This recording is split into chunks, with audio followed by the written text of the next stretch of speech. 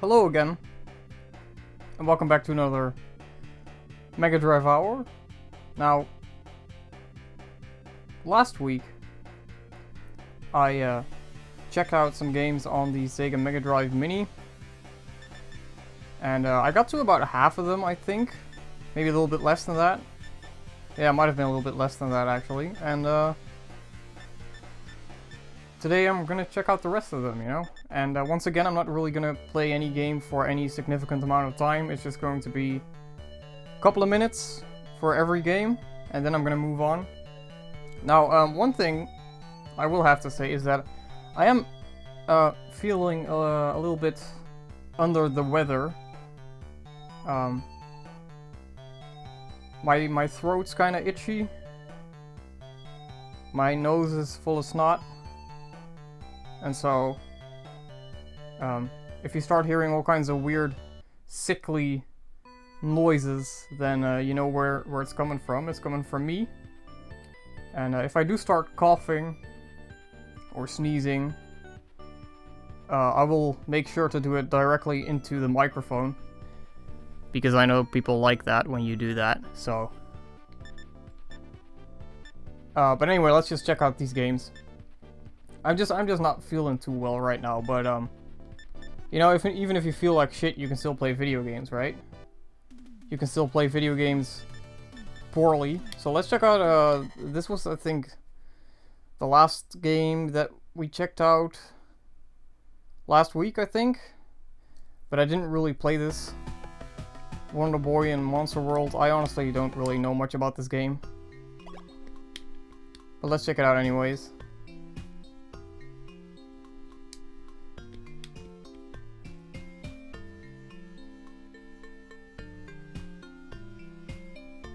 There seems to be something wrong with the aspect ratio here.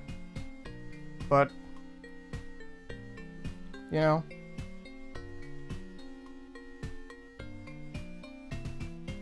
Just judging by the Sega logo being in like ultra widescreen for some reason, there seems to be something wrong here, but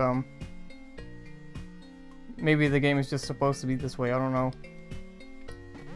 Alright, so what exactly is this game? What kind of game is this?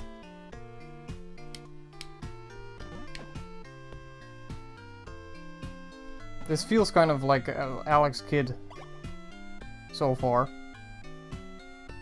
You know, same thing with the title of this game, Wonder Boy in Monster World. That kind of feels like Alex Kidd in Miracle World or something. This is a different type of game though, as far as I can tell right now. We're not doing rock, paper, scissors this time.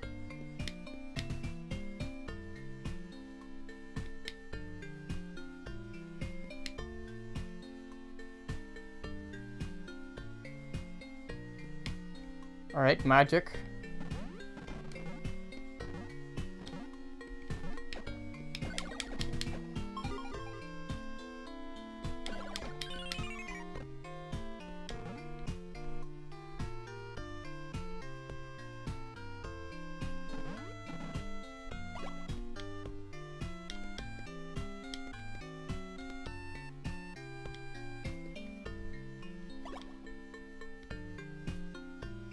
You have a discriminating eye.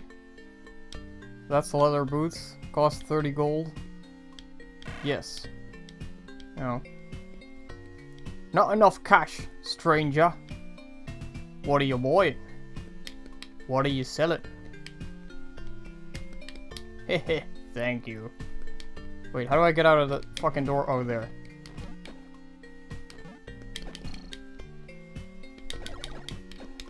Alright, seems like a fairly simple game. Wow.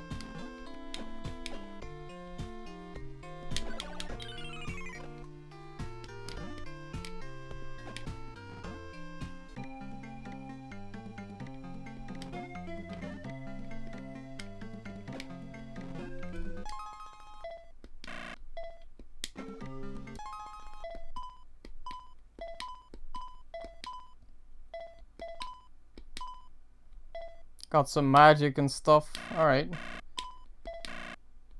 This is quite Gradius.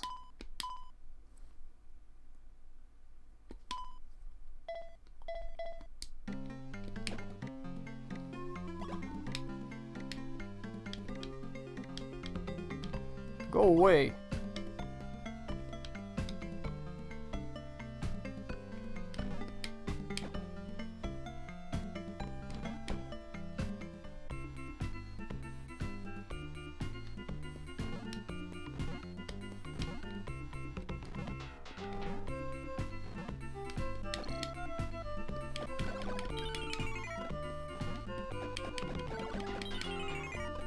Alright, pretty cool game.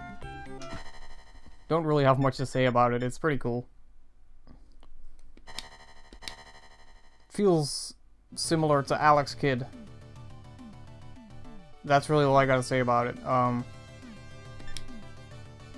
Kid Chameleon. Also known as Chameleon Kid. In Japan, I think. Also a game that I have never really played. A lot of these games are titles that I've heard of, but not games that I've personally played. You know, and I consider myself someone who knows quite a few Sega Mega Drive games, you know? But still, there's a lot of them where I'm like sort of familiar with them, but I've never really played them. And a lot of those games are in this collection so far. Look at this guy.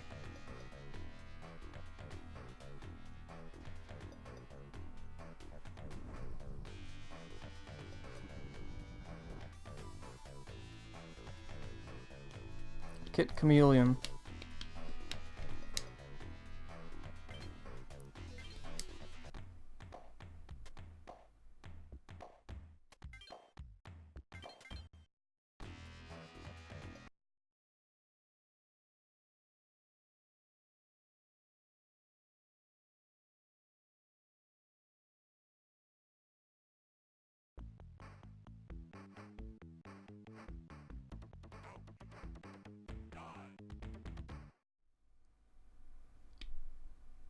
Did the dragon just say die or something? What the hell was that? Oh, you have to hit start. Alright.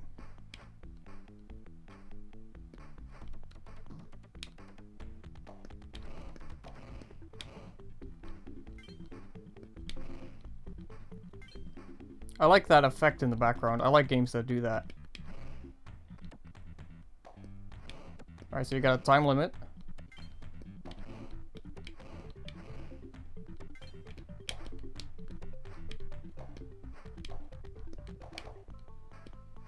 This is kind of an odd jump.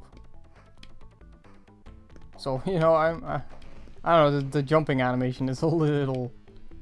I don't know. I don't really know what to say about it, but... This is gonna take some getting used to, I think. To that jump.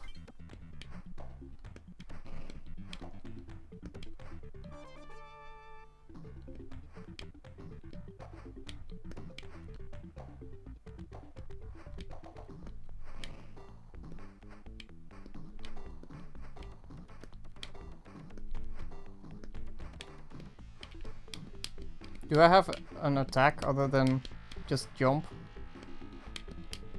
Not really, so far.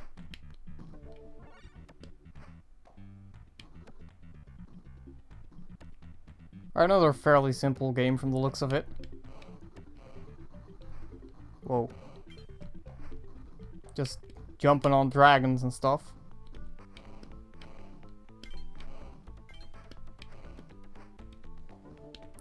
It's actually kind of surprising how many of these games I haven't really played. Like, there's quite a few of them. It's like, oh yeah, I've heard of that game, but I've never really sat down to play it.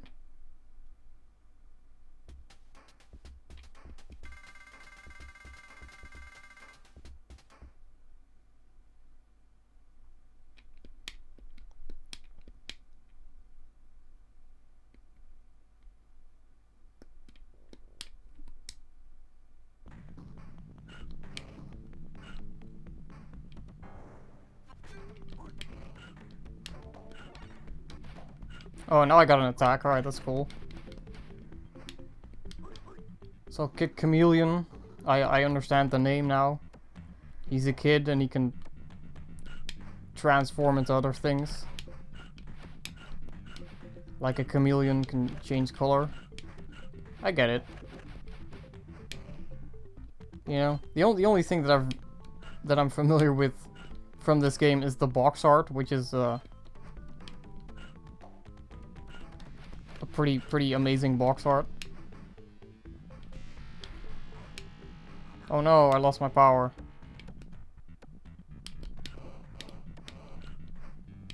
Right, another fairly simple game that I don't really have all that much to say about right now, so let's move on. We're not starting out with the most exciting games, in my opinion. Super Fantasy Zone. Let's see.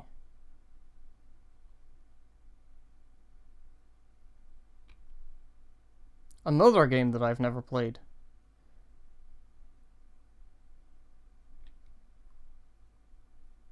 Oh, it's a Sunsoft game, alright. So it might be really good. Oh.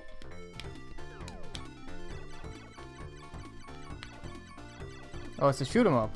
Alright, I don't know, I wasn't expecting that for some reason. Maybe I should have read the description.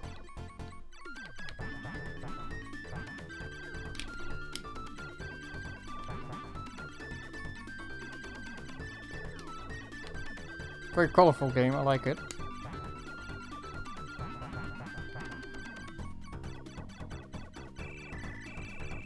What am I supposed to do with these things? Well, not that, apparently. Picnica.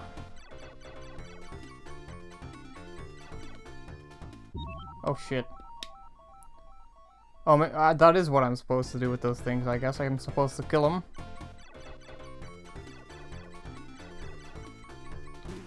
Yep, alright. I know what to do now.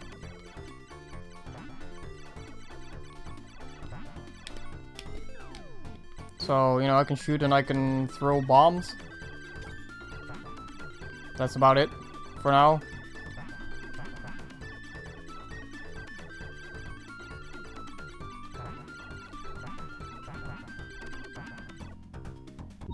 And I'm dead. Right. That's Super Fantasy Zone. Yeah, see? It actually shows you that it's a shoot 'em up.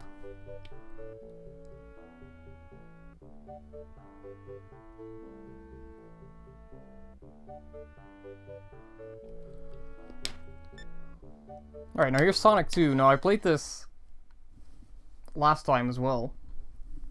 But, I'm gonna play it again, because, I like Sonic 2. You know, and this is actually a game that I'm familiar with. These other games, you know, there's just a lot of games where it's like, yeah, I've heard of that game, but I've never really played it. And, oh, look at that, the, even this is, properly emulated, thankfully.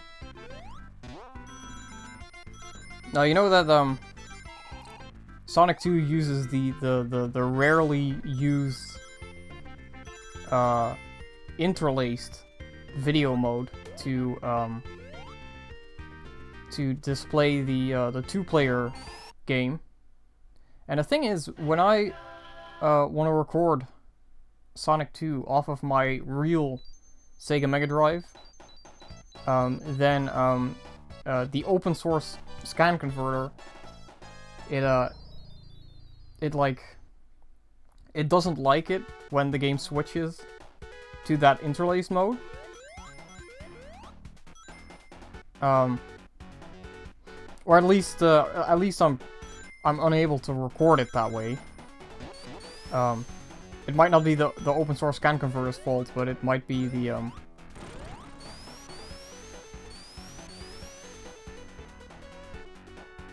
capture card's fault. But anyway, it's like impossible to record Sonic 2 when it switches to that two-player mode, because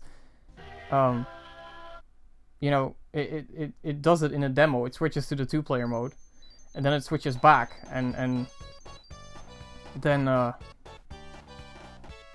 the recording just stops. It just goes completely black. So,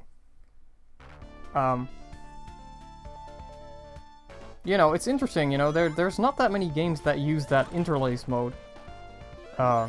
There's this game, and the only other game that I can think of that does that is Combat Cars. And that's about it, you know. I can't really think of too many other games that really utilize the interlaced mode. But, yeah, it appears that Sonic 2 is properly emulated here, which is good. And even the interlaced mode appears correct. Which, I don't know if that's, like, difficult to do. In an emulator. But, I don't know, it feels like something that might cause an issue. But yeah, when I try to record the real Sonic 2 off of my Mega Drive, it's like... It's like the capture card or whatever, or the software that I use to record, it loses sync. Or it could also be the open source scan converter. I'm not sure where the real problem is, but...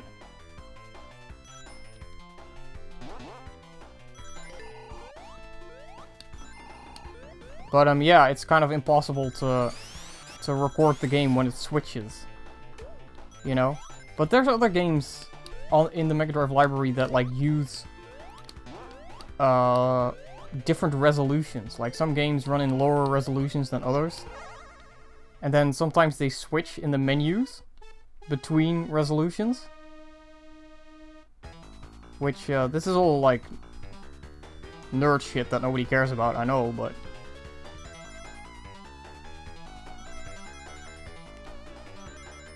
It's something you don't really notice when you're just playing the game, you know what I mean? But then when you want to record those games, it's like, oh shit, I can't, because the game's constantly switching between different resolutions, and then there's the interlaced mode, and oh no.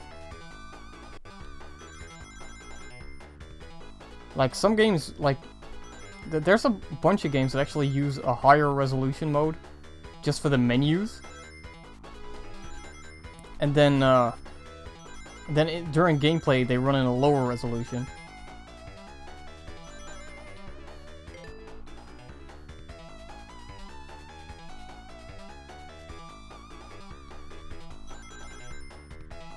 But yeah, this is Sonic 2, and oh shit. Sonic 2... of course, this is a game that they couldn't fuck up like Sonic Spinball. Because it's Sonic 2.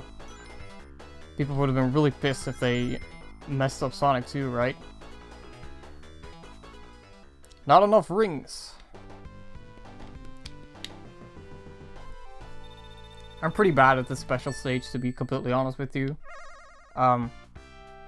Sonic 2 is not the Sonic game that I am the most familiar with. I would have to say that personally, my two favorite Sonic games are probably Sonic 1. And Sonic CD. Those are probably my two favorites. So yeah, all of you Sonic 2 fans out there, I'm sorry, but for me, Sonic 1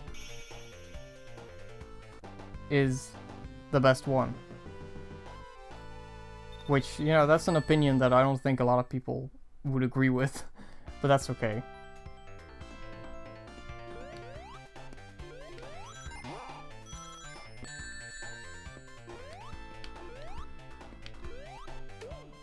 And between Sonic 2 and 3 and Knuckles, I'm not really sure which one I prefer. I kind of feel like, starting with Sonic 2, they made some changes to the level design, where the levels are more like automated roller coasters than in Sonic 1, if that makes any sense. And I kind of feel like that started with Sonic 2, and then it became even worse with Sonic 3, where they started to just like have these like long automated segments where you just hold right to reach the end of the level. And I don't know, I kind of prefer the Sonic 1 level design, which doesn't really have that as much.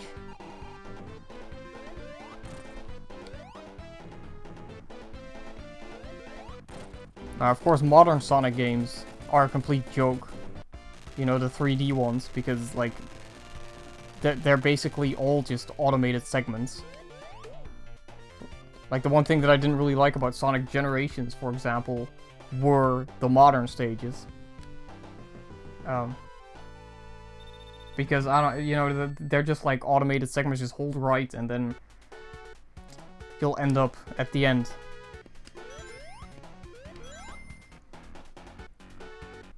Whereas in these older games, I feel like you have to put a little bit more effort into them to actually like go through the stages super fast.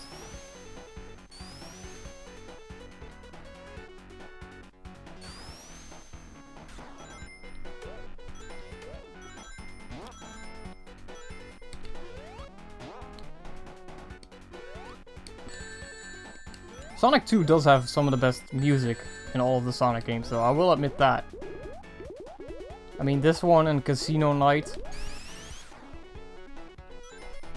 are pretty damn good.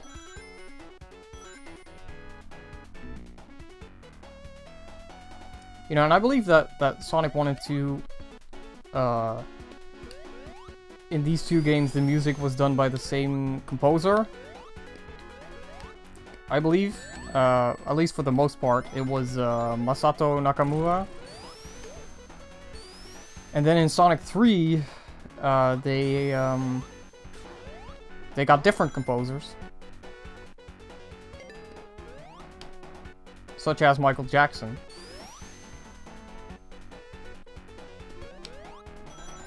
But also, you know, I mean, many people worked on Sonic 3 and Sonic and Knuckles.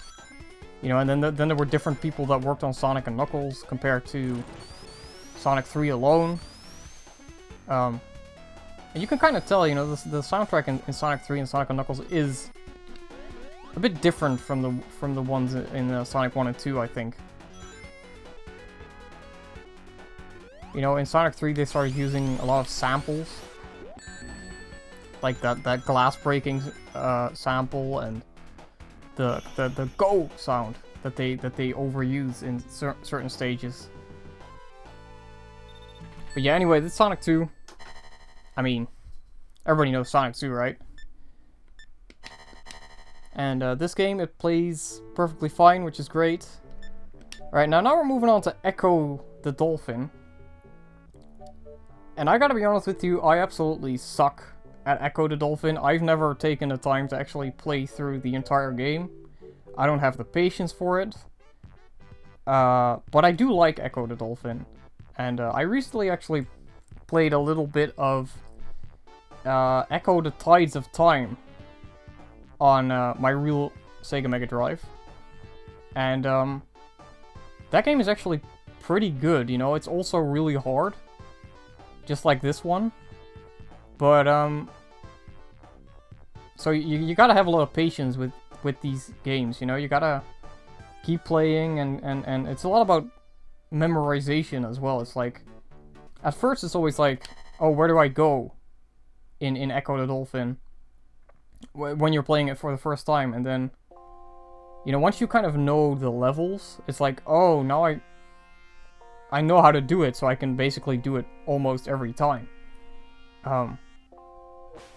You know, because it's like, oh, you have to talk to the glyphs, and then they give you a thing, and then you have to go to the other side of the level, and then you can break a block or something like that, and you really have to know how to do it before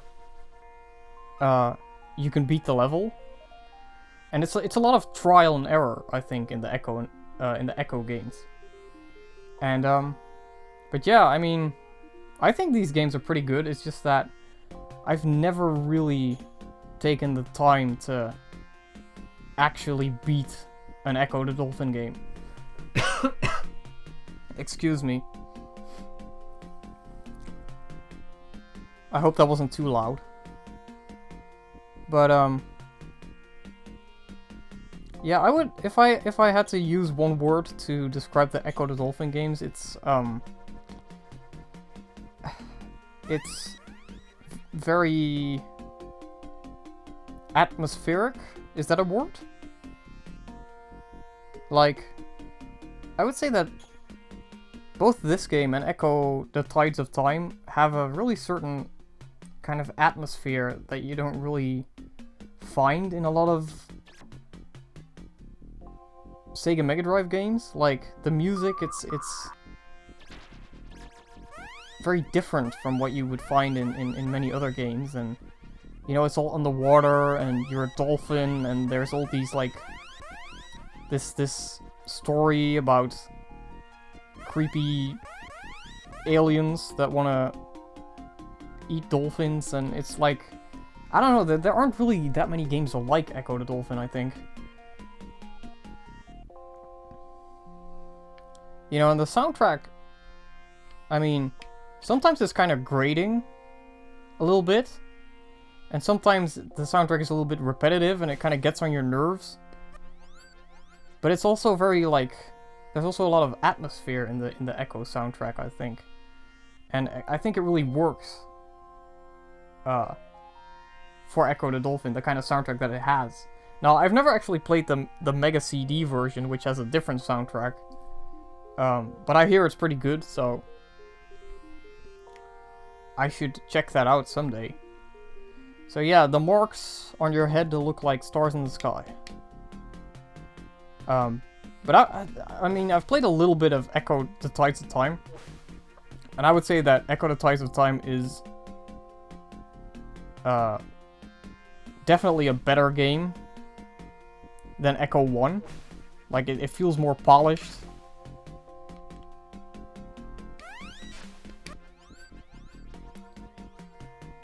How high in the sky can you fly? But one thing that I've always found impressive about the Echo the Dolphin games is that it's kind of amazing how many shades of blue the Sega Mega Drive is able to display with just like 46 colors on screen. There's a lot of it dedicated to the color blue, I think. Because, I mean, this game is still pretty. So yeah, you're just talking to the dolphins and, Echo, if we breathe air, why do we live beneath the waves? Yeah, that's a good question.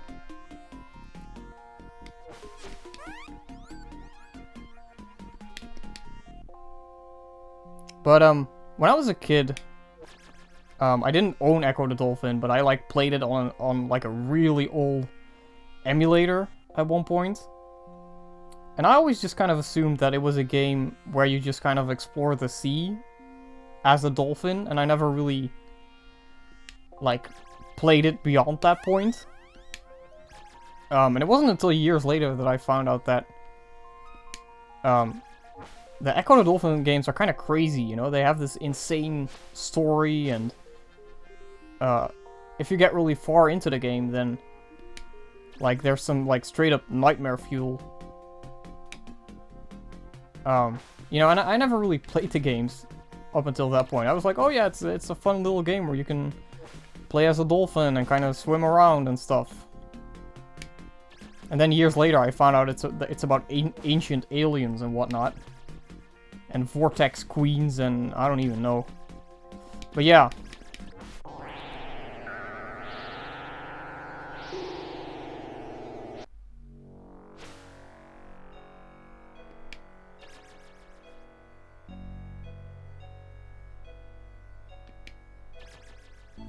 Suddenly, the sea is empty.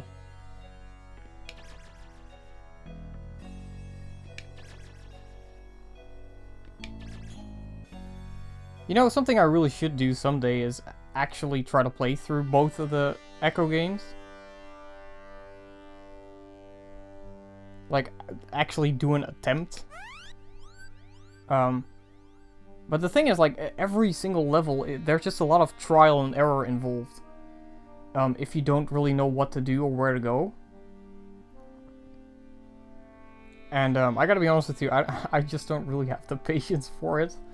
But I do appreciate these games, you know, I do think they are really cool games. And there's nothing wrong with the fact that they're hard games. I do wish they were a little bit easier, though.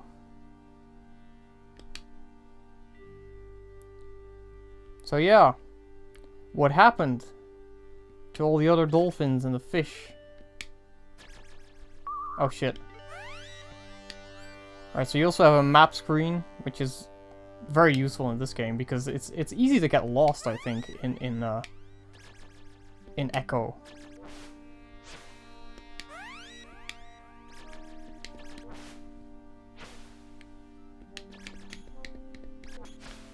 Alright, now how do I do that again? There we go.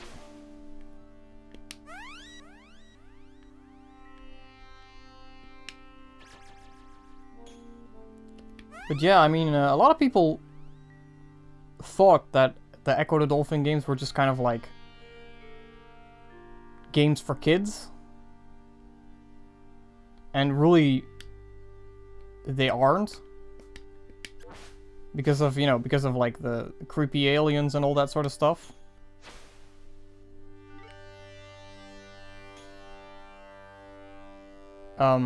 And so I guess that's why they made Echo Jr.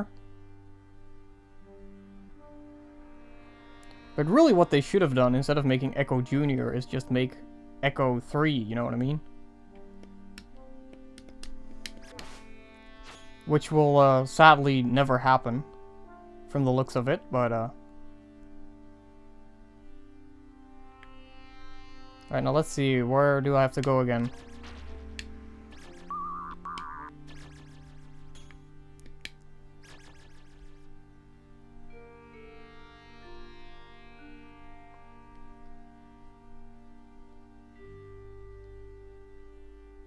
But one thing that I find a little bit sad, actually, is that Echo the Tides of Time isn't in this collection. When I would argue that that's probably the better Echo game. Like, I feel like the music is better in that game. I feel like the levels are slightly better designed. Graphics are a little bit better too, I think. But, yeah, I mean, Echo 2 is not in this collection. Same thing with Streets of Rage 2, which I think is kind of sad. Oh, no, wait, it's Streets of Rage 1, isn't it? Yeah, Streets of Rage 1 is not on here, but Streets of Rage 2 is. You know, but okay, it's fine.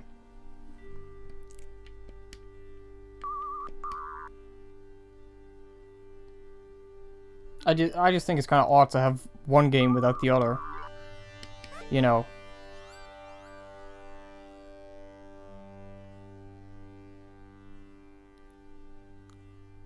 Search for the key glyph. Yeah, so there's another one of these glyphs, and I gotta find that thing, and then...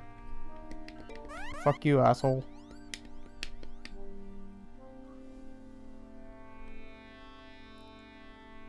So you gotta find another one of those things.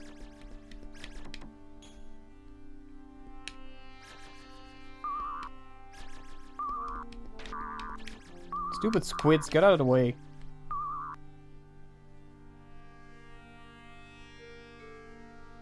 I like how it gets dark when you swim down. Like I like this when it changes the colors. Alright, time to breathe. That's one of those things that's always been kind of annoying about Echo the Dolphin, is that you gotta breathe. Now where's that fucking key glyph? Where's that thing? Not over here. Well, anyway, I don't really have the time to actually get far into this game, so let's not even do that. I mean, playing Echo this way might actually be kind of useful because you have a save system.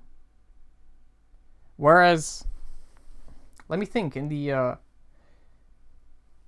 in Echo on the Mega Drive, you do have a password system.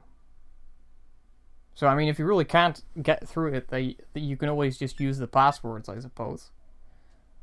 But here you just get a save system, which is pretty neat to be able to use save states, because, I mean, in a game like this, that's really useful. I might actually play through Echo just on the Mega Drive Mini instead of my real Mega Drive.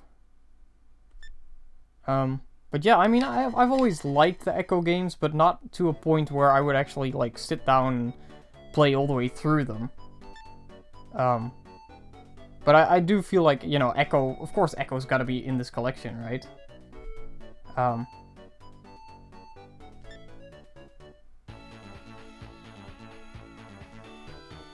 You know, Sonic, Echo, Streets of Rage. You gotta have at least all three of these in this collection, and thankfully they are.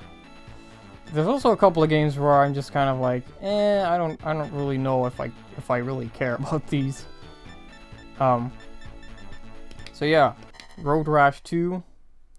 Now this is a game that I also very quickly checked out last week. I love the soundtrack. Who was it again? Rob Hubbard or something? Or was that? Is that a different guy? Let's see. Who did the music for this? Yeah, it's Rob Hubbard, right? Yeah. I love this title screen music. I think it's great.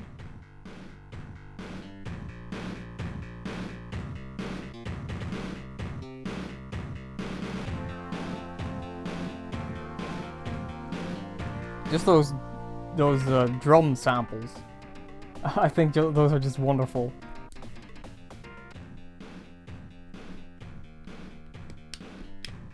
Does this game have a sound test or something? Oh. Guess not, huh?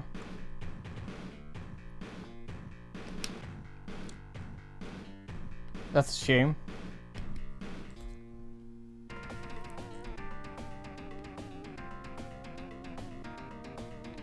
So yeah, it's Road Rash. And it's an EA game. And I think it's absolutely wonderful that they got at least one EA game on here.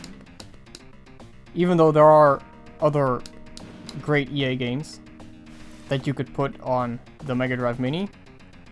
Such as Sword of Sodan, the greatest game of all time.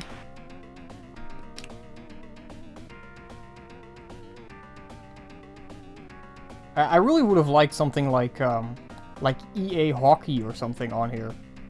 That would have been really cool if they did that.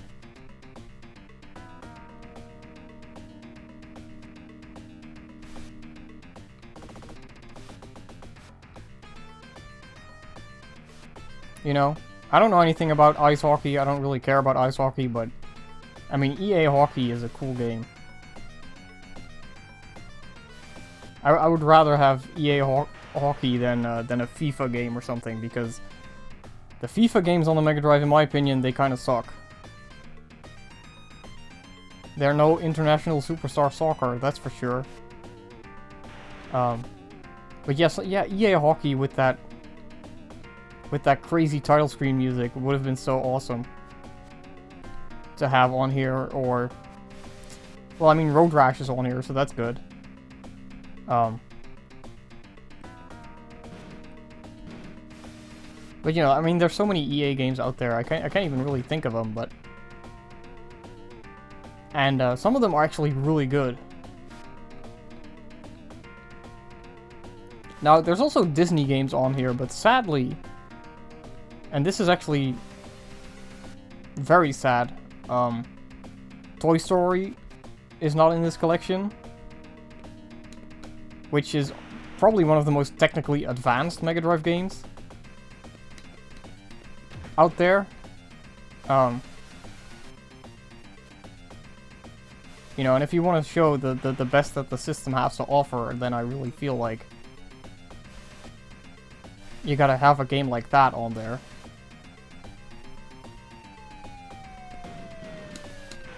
I mean, Toy Story on the Mega Drive is absolutely fantastic, I think. Traveler Steels really knew what they were doing.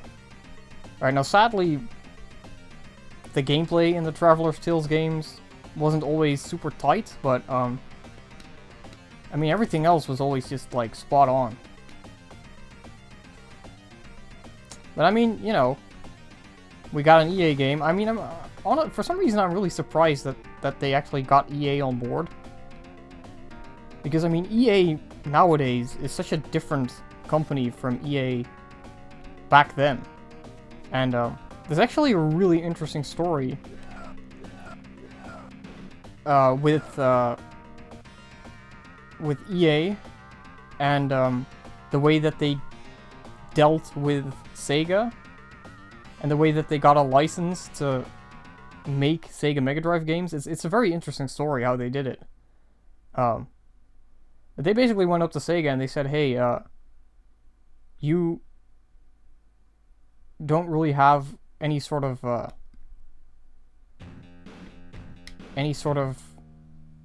market share in North America or in Japan.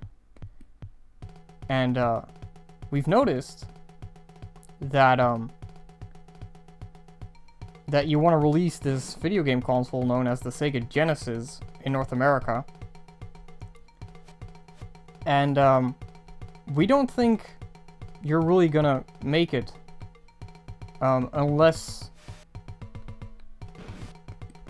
we help you. And maybe then you can actually beat Nintendo. Because remember, back in like the 80s, Nintendo was the king in North America and in Japan as well. In Europe, not so much. Europe was a lot more divided. And it really differs per country. You can look it up.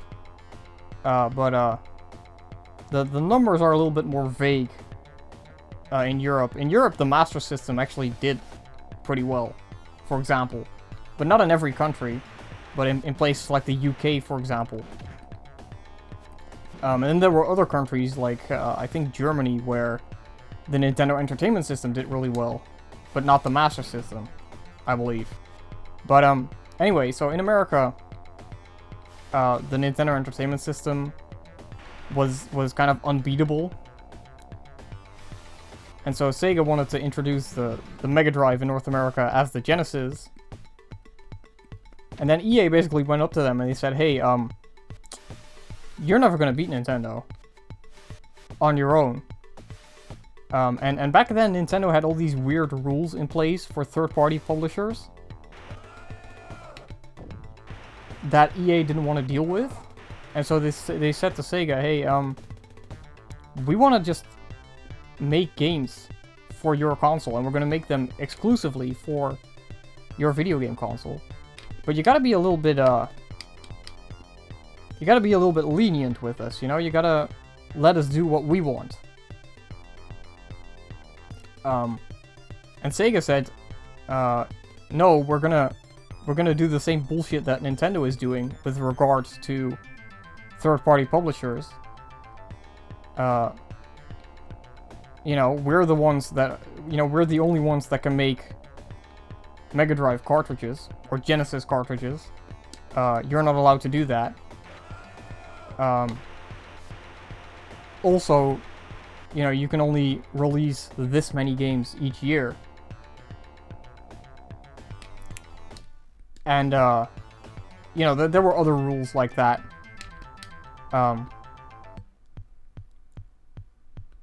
And then EA said, well, this isn't gonna work, you know? You gotta just... We will promise to just make a bunch of games for your video game console, and we will promise that your video game console will be a success in America, but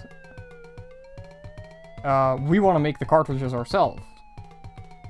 And so, you know, and we want we want 30% of the profits or whatever it was, or even more.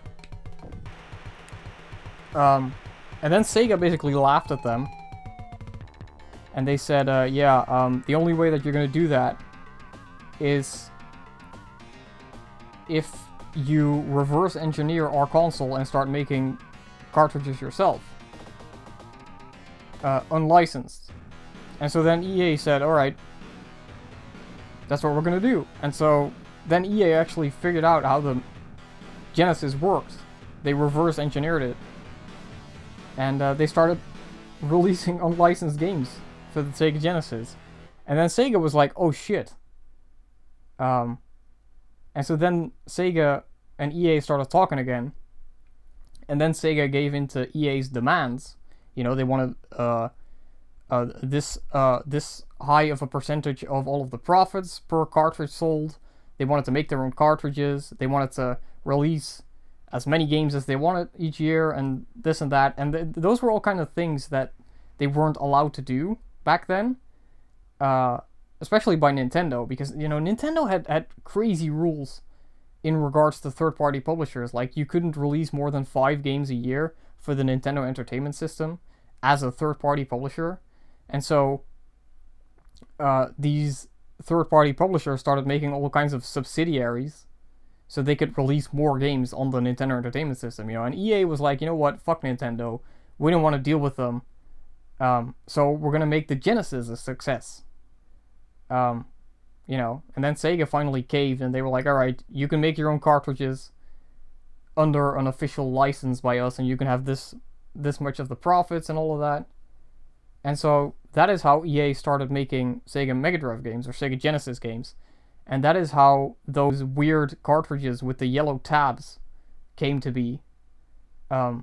Because, you know, EA wanted to basically go, hey, look at us. We're making our own Sega Mega Drive games. And so this kind of opened up the market a bit to other third-party publishers to go up to Sega and basically demand the same things as EA was doing. And so, you know, this kind of made Nintendo loosen up as well. And this basically changed the entire market for third-party publishers on video game consoles. You know, and Sega basically laughed at EA, and they said, you're never going to reverse engineer our console. And then EA basically said, yeah, we'll see. And they reverse engineered the Sega Genesis. You know, and then there was Accolade, who wanted to make unlicensed games, and other third-party publishers and all of that. And Sega was like, oh shit, we don't want that, because once they start making unlicensed games, first of all, you know, there's no quality control by Sega themselves, which is not good, of course. And second of all, Sega doesn't see any of the profits off of those unlicensed games. So that's kind of how they worked out a deal. It's a really interesting story, you know, but the EA from back then was so much different from the EA from today. And so I think it's really cool that they got EA to, you know, put at least one game in this collection. And as Road Rash 2, I think it's a good choice. But yeah, I mean, EA was a big part of the Sega Genesis and the Sega Mega Drive as well. And they had those weird cartridges with the yellow tabs that didn't do anything. You know, they look like a button, but you couldn't actually press them down, I don't think. And yeah, the way that EA negotiated with Sega by reverse engineering the console and saying, hey, if you don't give us a license, we're gonna make unlicensed games. The way that they did that, it kind of opened up the market for third-party publishers to be able to demand certain things from the console manufacturers. And back then, Nintendo, they ruled over North America, they ruled over Japan, and they had all kinds of crazy demands for third-party publishers. And, you know, a lot of third-party publishers, they were just like, all right, well, we got to deal with this. There's no other way around this, you know, because Nintendo is the boss, and we don't want to piss off Nintendo. So, you know, only 5 games a year, sure, Nintendo. And so, you know, like Konami, for example, they made a subsidiary called Ultra Games, which was essentially just Konami, but under a different name, so they could release more Nintendo Entertainment System games. And one of those rules that Nintendo also had was that if you made a game for the Nintendo Entertainment System, you were not allowed to release it for another system. So, basically, multi-platform games were out of the question. You know, you just couldn't do that, and so it was a mess back then. And I know everybody likes Nintendo, and Nintendo is nowadays is kind of the friendly uncle that everybody likes. But I mean, in the end, they're still a company, and in the end, all they want to see is profits. And so during the Nintendo Entertainment System days, they made up all kinds of crazy rules that only benefited Nintendo because they could get away with it. But it's a really interesting story, and I've been talking about it for way too long, so let's move on. I didn't even really say anything about Road Rash 2, but yeah, the Road Rash games are pretty cool. They do that like fake 3D thing, which is really interesting. Because like the Mega Drive has like no real capabilities of doing any sort of 3D on its own. If you want like real 3D, you're gonna need the Mega CD, which has that sort of like Super Nintendo Mode 7 kind of thing going on in Sonic CD, for example. And if you want like 3D with like polygons and stuff, you gotta get the 32X. And even then, there weren't all that many games that really made use of that, I don't think. But yeah, I mean, Road Rash, it just did it on a normal Mega Drive, which is really interesting. And I love the title screen music in Road Rash. I think it's fucking awesome. Let's just listen to that again.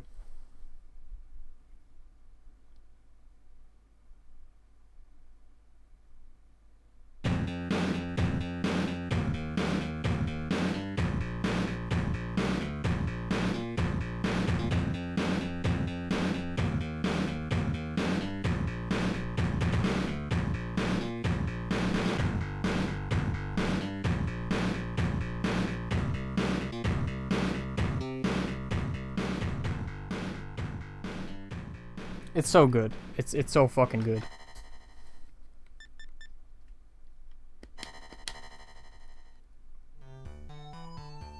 Anyways, time to move on to World Evolution, starring Mickey Mouse and Donald Duck.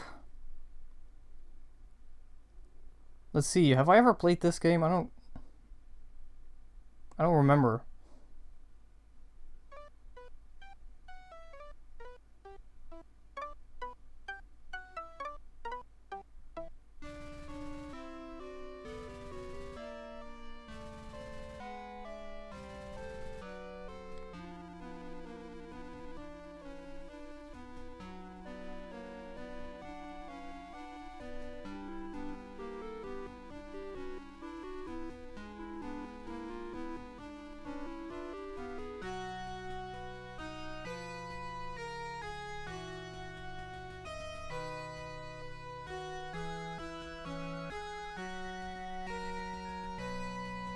There they are.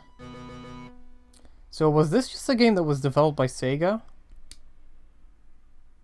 Or was this one of those Traveler's Tales games? I don't think so. What was the Traveler's Tales Mickey Mouse game again? What was it called?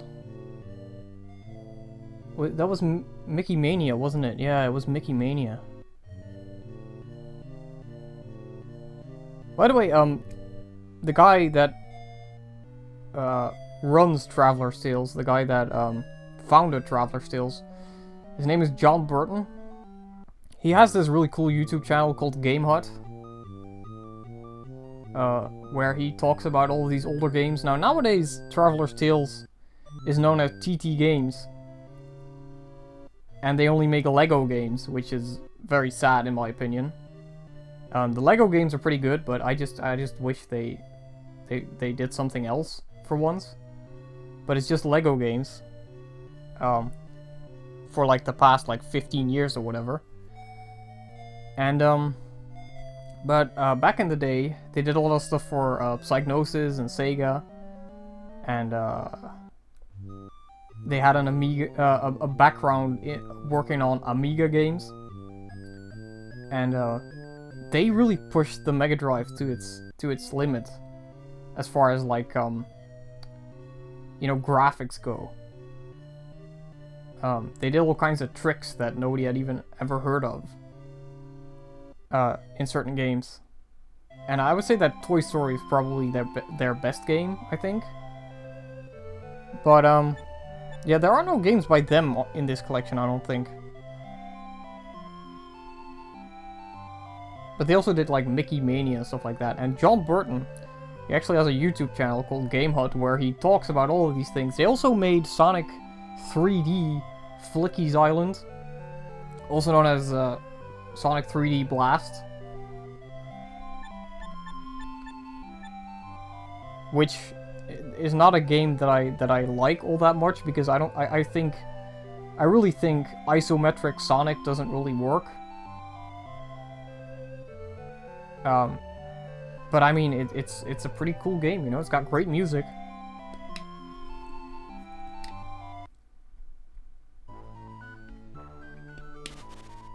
Oh yeah, it's this game.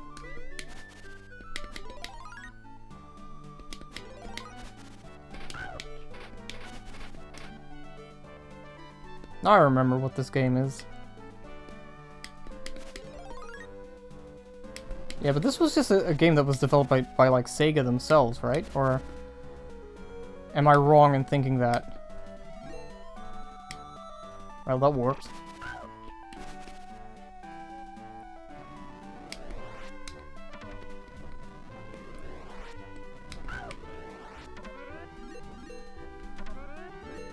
Oh yeah, it's this game. I have played this, but it was... Oh man, that was many years ago that I actually played this game. I don't think I ever beat it, but...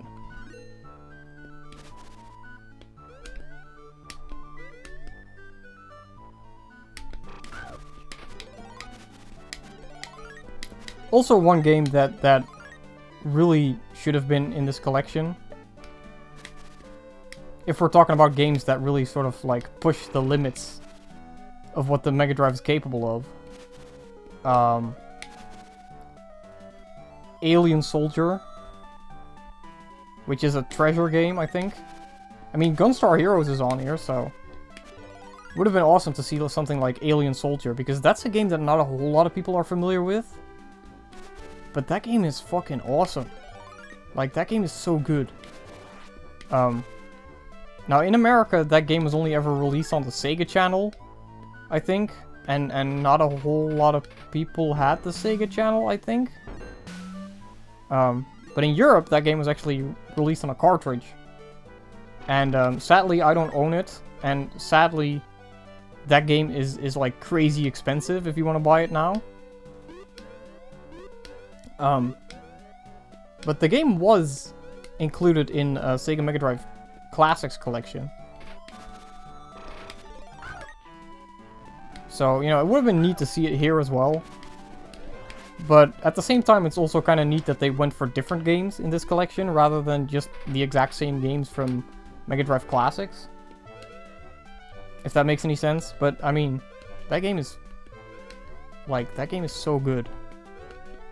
I'm terrible at it, but it's such a good game.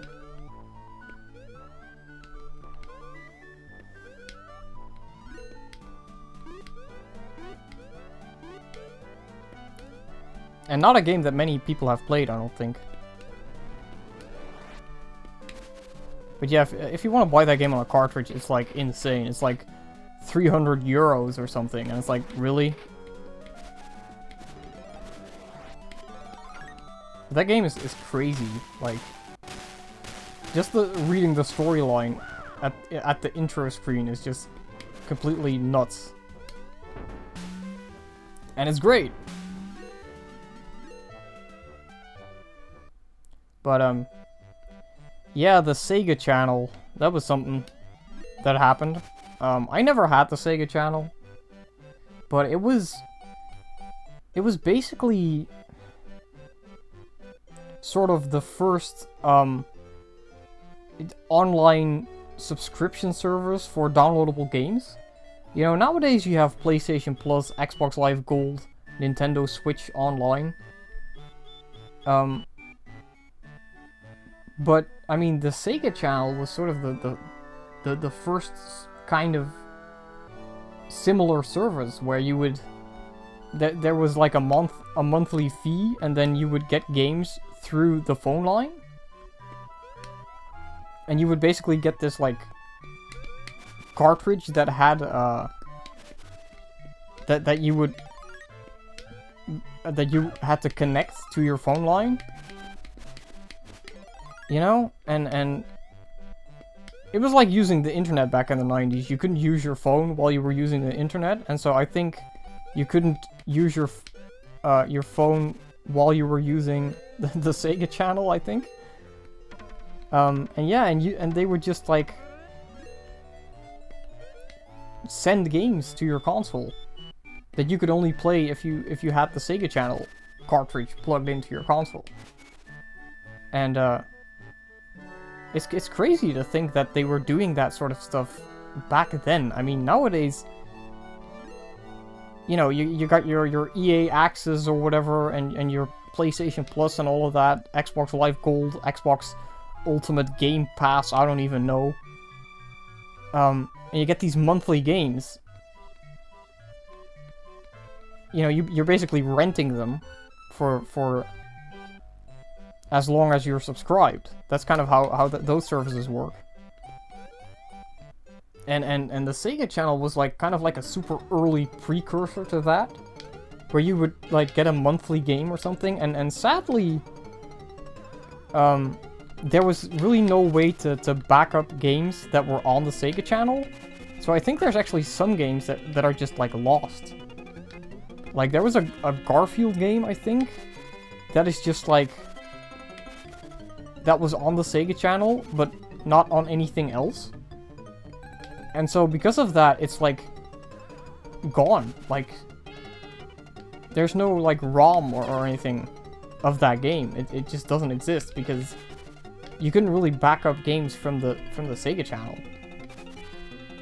Which is kind of crazy to think that happened, but I mean, I gotta be honest with you, I think Sega in a lot of ways they were pioneers with things like the Sega Channel and like the Sega Dreamcast, which was the first console to have online multiplayer, I think. You know, using shitty dial-up internet from that everybody used back in those days. I remember having the worst dial-up internet.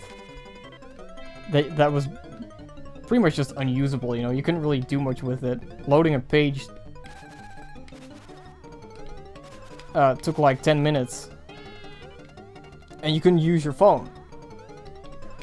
You know, and back then, we didn't have mobile phones, or at least my parents didn't, so... Like, that was when the first sort of mobile phones started appearing as well. In like the late 90s.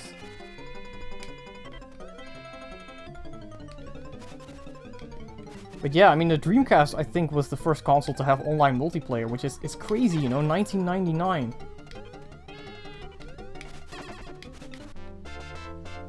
And another thing that the Dreamcast did is in European games, they started including in-game switches for 50 Hz and 60 Hz. I think the Dreamcast was the first console to do that as well. Before then, games that were released in Europe were always just running in 50 Hz, I think. And I think it was the Dreamcast that was the first one to start, like, including menu options in games to allow you to switch between 50 and 60 Hz. And the Dreamcast also had a VGA connector, whatever.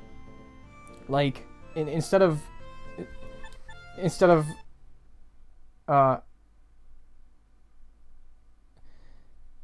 having to play games with like a composite cables or component cables or, you know, or S-Video or RGB SCART, there was VGA, so you could play games in like 480p.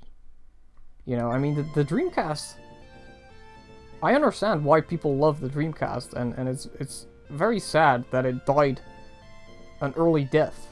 You know, it's like it's like the it's like Sega's PlayStation Vita almost, where people really love the device, but at the same time, you know, you gotta realize that it was kind of a failure in the end. Like, I would say that the Dreamcast is probably one of the most beloved failures in video games, you know? Anyways. So, yeah, this is a pretty cool game. Oh shit. Wait. Oh, there we go. Now, I have played this game, but it was, man, it was so long ago. I don't know how to play this part, I don't remember. But, yeah, another Mickey Mouse game. I mean, I guess it is a little odd, I think, that they went for this Mickey Mouse game. I don't know. Was this really such a classic, World Revolution, starring Mickey and Donald? Like, I want to say that, like, something like Mickey Mania or the Capcom Mickey Mouse Circus game. I mean, I want to say those were better than the two Mickey Mouse games that are on here. But I perfectly understand that Castle of Illusion is on here because, I mean, that is really a classic. But I don't really know about this one, World of Illusion. I don't know. Like, I don't know. I just don't know. I think it's kind of odd that there's two Mickey Mouse games on here, but only one Echo game and only one Streets of Rage. You know what I mean? Anyways, now it's time for everybody's favorite beat 'em up, Streets of Rage 2. Now, sadly, this is not Streets of Rage 2, but it makes the Tim Allen sound when someone dies. I really would have appreciated it if they put that version of the game on here, but sadly it isn't. But that is the greatest ROM hack of all time, by the way. It's called Streets of Rage 2, except it makes a Tim Allen sound when people die. And it's amazing. And it's exactly what you think it is. It's exactly what the title is. And it's wonderful.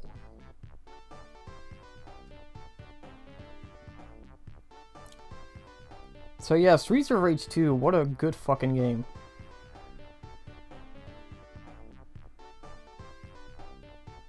Yuzo Koshiro's soundtrack will pump you up. I mean, that's true. That is fucking true. I do wonder if Yuzo Koshiro is working on Streets of Rage 4. And if he isn't, then that's a little sad, I think. Because Streets of Rage kind of isn't the same without his music. But I don't know. I don't really know what to think of Streets of Rage 4. I hope it's gonna be good, but I'm afraid it might not be. Now, there was this one Kickstarter game called 1980X, which Yuzo Koshiro was somehow attached to. You know, even though it was just some, like, random indie game, but, I don't know,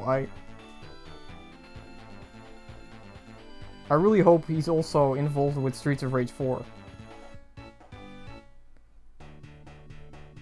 You know? Or at least the other guy. What was the other guy's name? Actually, I can look that up. Why am I forgetting the other guy's name? This is stupid.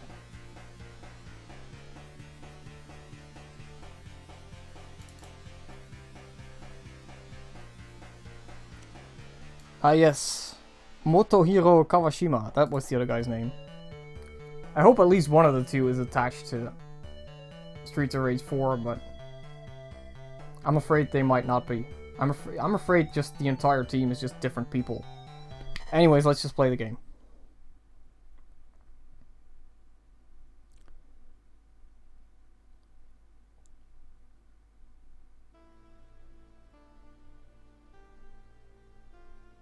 1 year after the battle, the city that had been plagued with crime and violence was safe and peaceful. However, evil has once again cast its shadow over the city.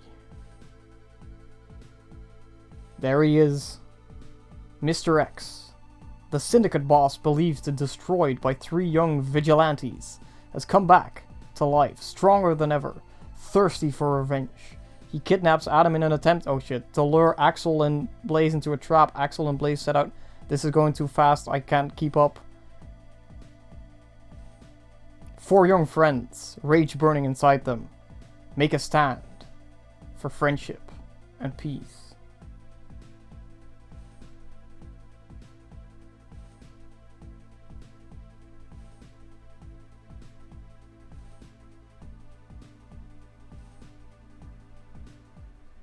Bare Knuckle 2. I love how it says music copyright Yuzo Koshiro right on the fucking title screen. I think that's absolutely amazing.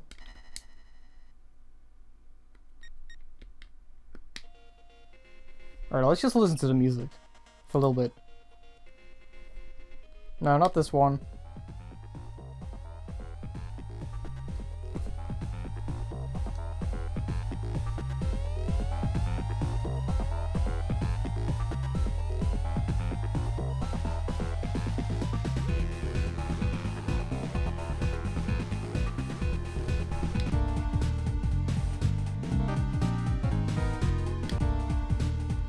Oh yeah, this is just the slower version of this one.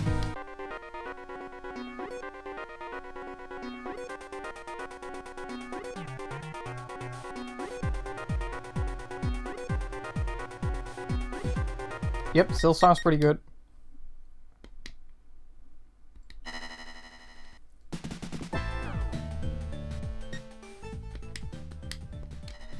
I'm gonna pick Blaze because I like Blaze. I like her moves in this game.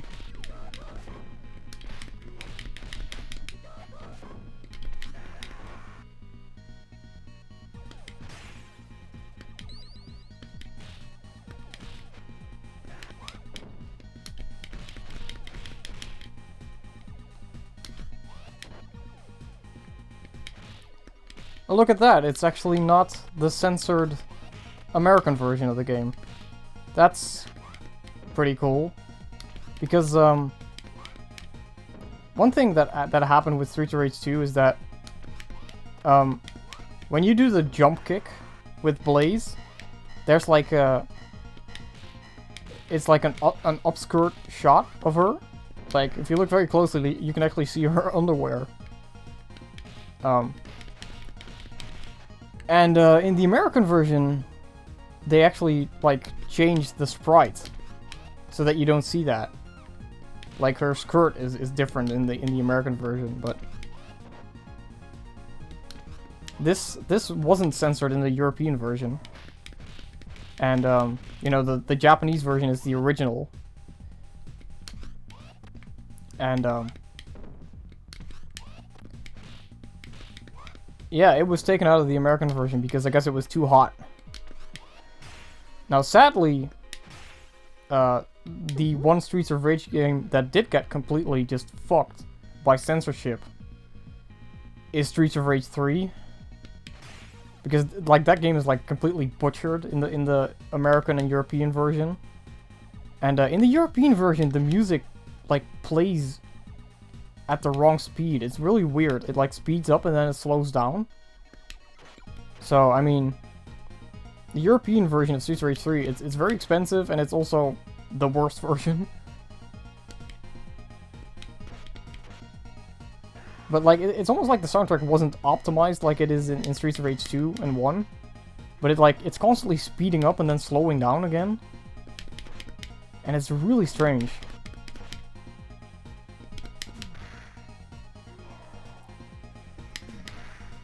Sadly, sadly, that's not the right word. Gladly, Streets of Rage 2 was not butchered by censorship that makes no sense. I mean, they altered the colors of the outfits of the characters in Streets of Rage 3 because, like, they were too offensive or something. It's really weird. I really don't understand the decisions that they made in the Western versions of Streets of Rage 3. It's a really odd game, I think. So, you know, if you're gonna play any version of that game, just play the Japanese version. Because it's better and it's also not bullshit hard. Which the Western version of Streets of Rage 3 is. But, you know, Streets of Rage 2, this is such a good game, I mean.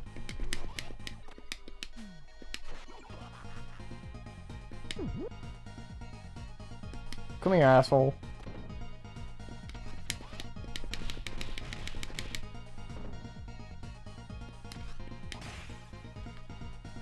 This is also definitely a better game than Streets of Rage 1. Because it's just a lot faster. And instead of the police car move that you have, you just have like one of these.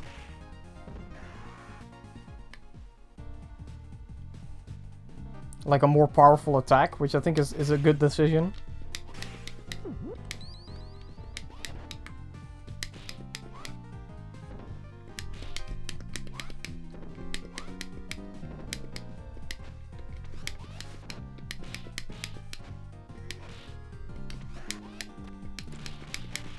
But yeah, if you want to play a Streets of Rage game, 2 is the best one. 3 is weird because of censorship, and the PAL version has weird music that slows down for no reason. And like levels were like cut out or something out of the Western version because of stupid censorship that makes no sense. You know, and Streets of Rage 3 is very similar to Streets of Rage 2 anyway. So, you know, if you want to play a Streets of Rage game, just go for this one. 1 is also pretty good, but it's this one is definitely better, I think.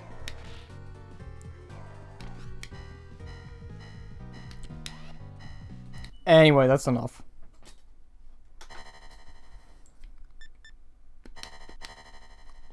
Love the music in this game. And it plays well too, you know. I'm not the biggest beat 'em up fan, but Streets of Rage 2 is just such a good game. Oh, what? I didn't know you could do this. Alright, so if you hit B, then this happens.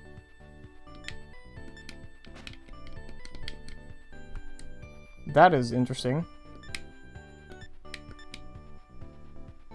Huh. Look at that, Road Rash 2 actually has that weird yellow thing that they had on the EA box arts. Wait, oh, these are just old games, aren't they? Old 42. Huh. They actually got the spines. Wow. Can I also see the back of the box? I don't think so. No. Where was I?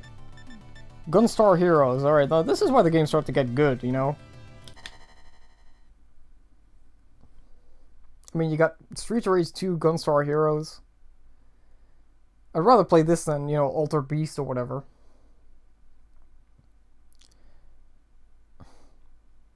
Treasure made a couple of really good games for the Mega Drive.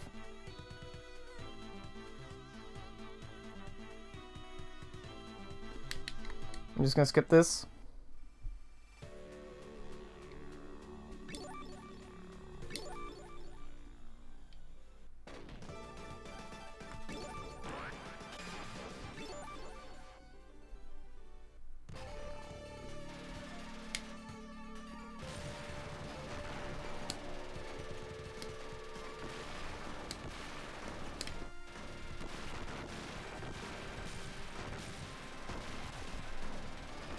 Honestly, they should have just put old Treasure games on it. I mean, come on. Also, something that I noticed isn't on here, which probably should have been on here, I think, is Herzog 2. Because, like, that was sort of like the first real-time strategy game, I think.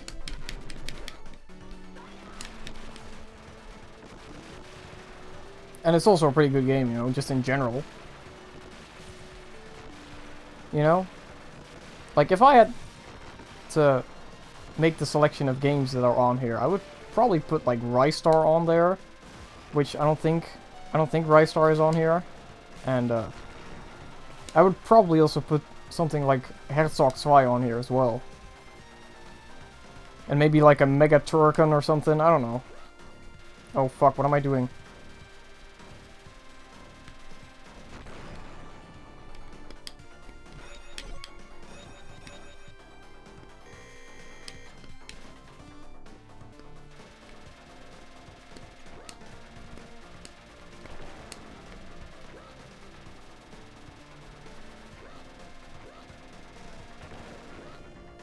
Oh fuck, I gotta dodge those things.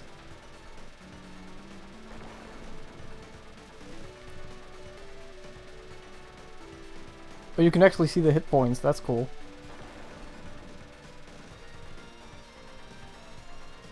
I've never really played Gunstar Heroes all that much, but I know it's a good game, you know?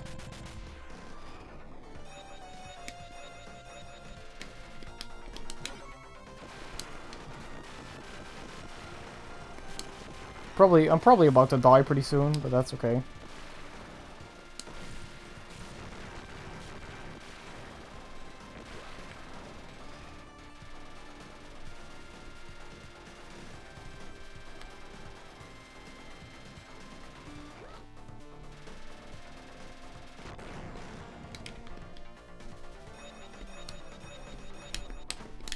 Wait, how do you pick up these things? Oh, there we go.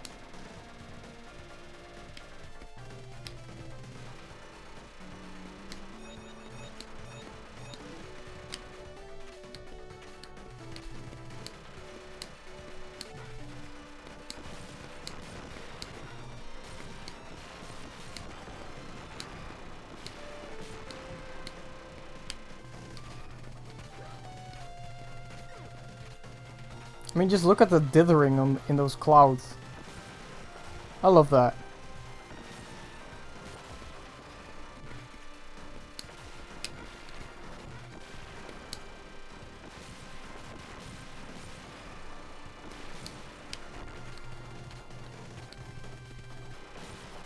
Alright, there we go. Bravo, man!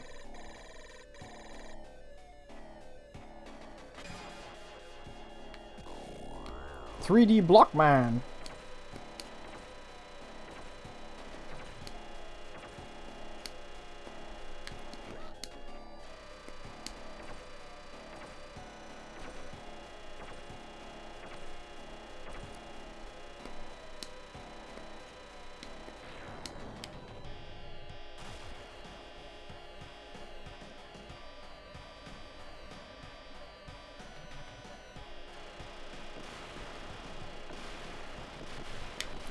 Anyway, that's enough of Gunstar Heroes. I gotta move on.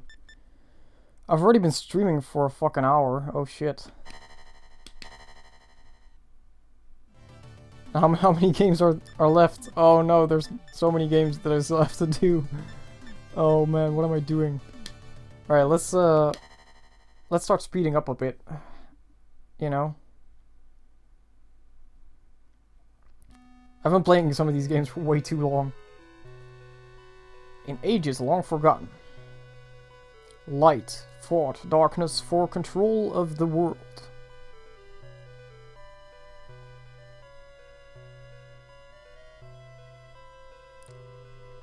Dark Dragon led the hordes of darkness. Shining Force.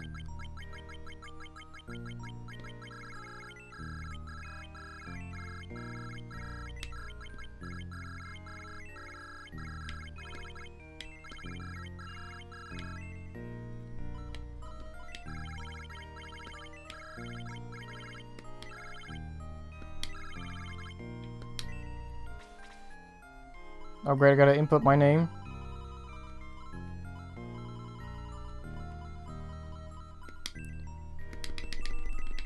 Here, there, that's a good name.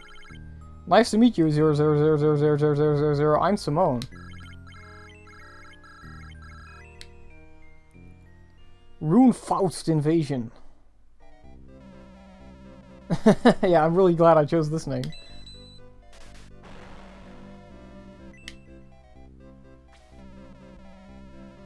So this is an RPG, right? Shining Force? Yeah. I ain't got the time to play this.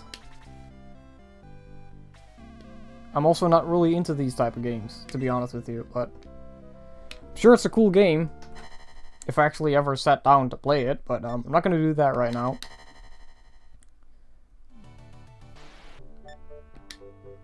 Alright, of course it's got to be a Shinobi game, right? They went with Shinobi 3.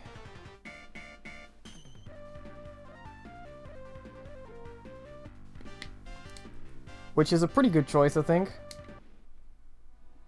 You know, out of all the Shinobi games, this one's pretty good, I think.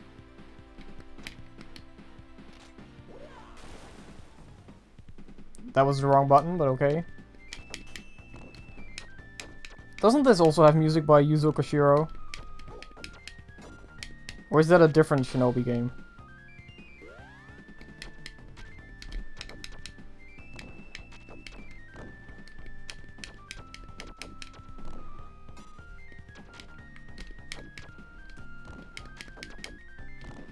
This is another one of those games where I've never actually really sat down to play it all the way through. And I really should. That's the one thing that this collection is making me realize, is that there's a lot of games that I really should play all the way through. Like, actually sit down and play them.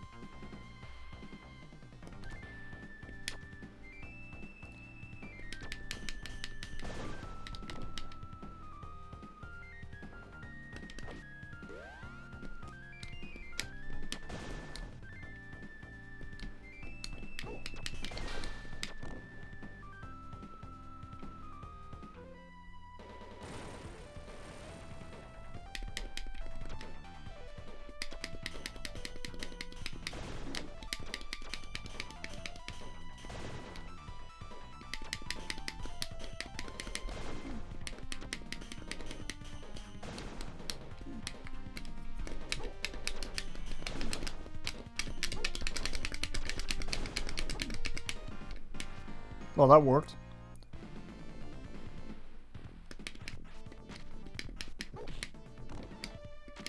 Yeah, this is a cool game. I like this game.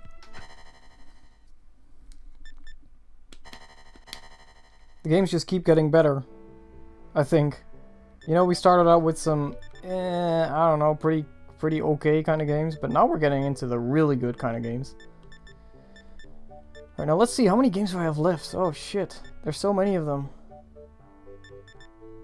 I might have to come back again. Like, let's see, there's 1, 2, 3, 4, 5, 6, wait, 1, 2, 3, 4, 5, 6, 7, 8, 9, 10, 11, 12, 13, 14, 15, oh, there's so many games. There's like almost 20 games, I think. So, I guess there's gonna be a part 3?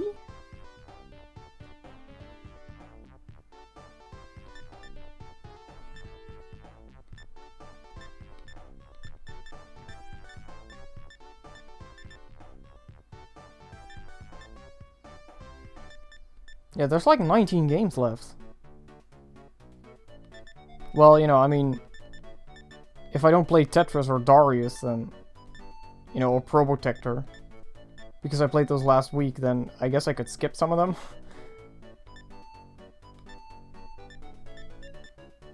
Or I could just, like, do them all very quickly. Like right now. Landstalker. Another game that I've never played. Oh, is this that isometric game? It is, isn't it? Yeah, it's this game.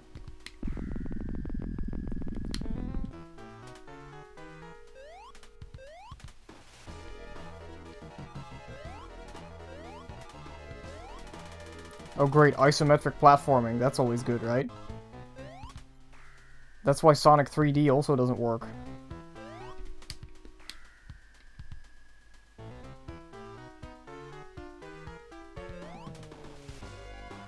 Like, how are you supposed... Like, with this isometric stuff, you don't really have, a really good depth perception. You don't really know where you are in the game world. It's a little odd. Sometimes.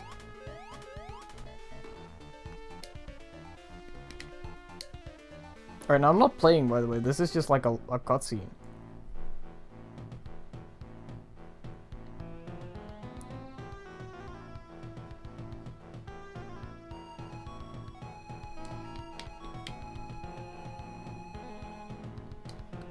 That I can't skip, by the way.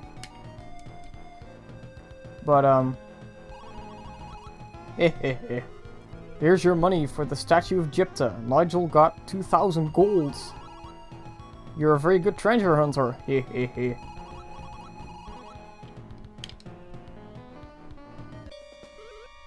What?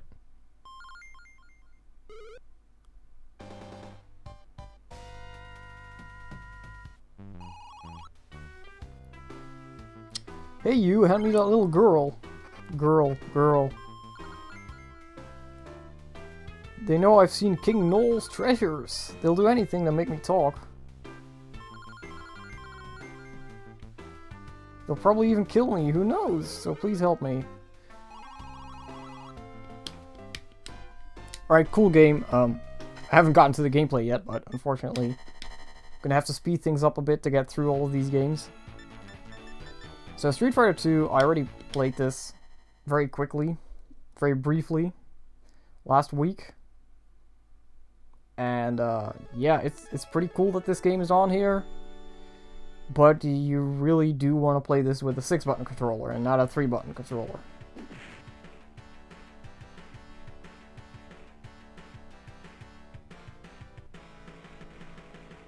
Street Fighter 2 apostrophe Special Champion Edition.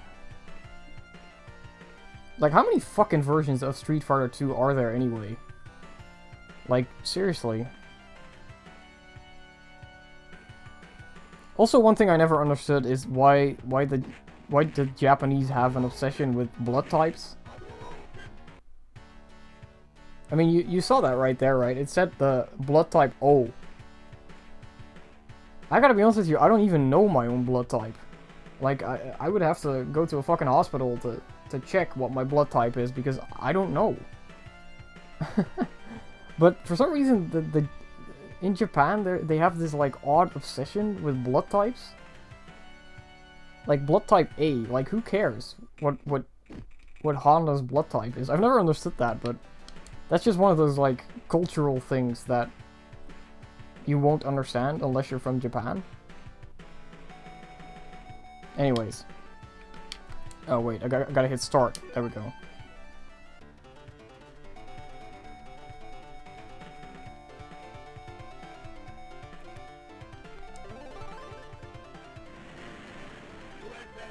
USA!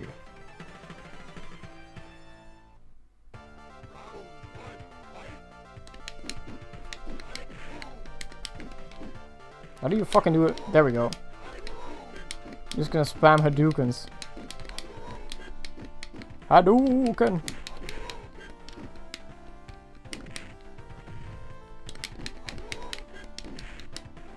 I love Guile's theme. Guile's theme is probably my favorite theme in all of Street Fighter.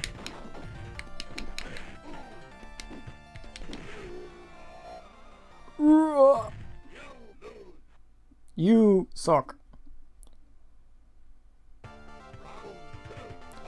I wonder if this background was inspired by, like, Top Gun or something. I mean, just look at it. Alright, now, as I've said before, I fucking suck at Street Fighter. or just fighting games in general. I don't really play them very often. Holy shit. I'm getting my fucking ass kicked. Do a shoryuken. Wait, is the music speeding up and slowing down, or is that my imagination? Shit.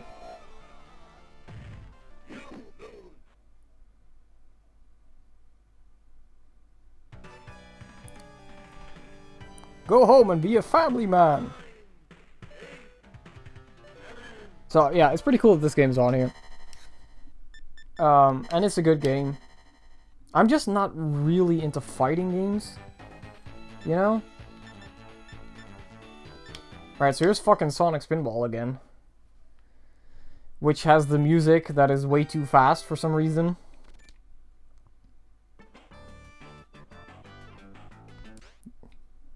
But, yeah, it's Sonic Spinball. Now, I'll be honest with you, like, Sonic Spinball is I know it's not a good game, but I still like it, you know what I mean? So, it's almost like what people would call a guilty pleasure. Where it's like, you know it's bad, and you know you shouldn't really enjoy it, but you still kind of do. That's kind of what Sonic Spinball is to me. It's like, I know this game sucks, but at the same time, I kind of like it. Like, I have this weird appreciation for this game that I don't think a lot of other people have.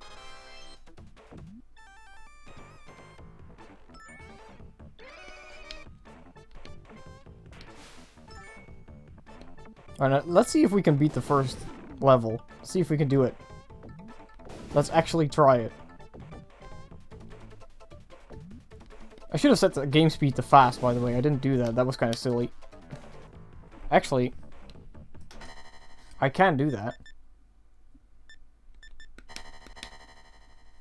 Just reset the game.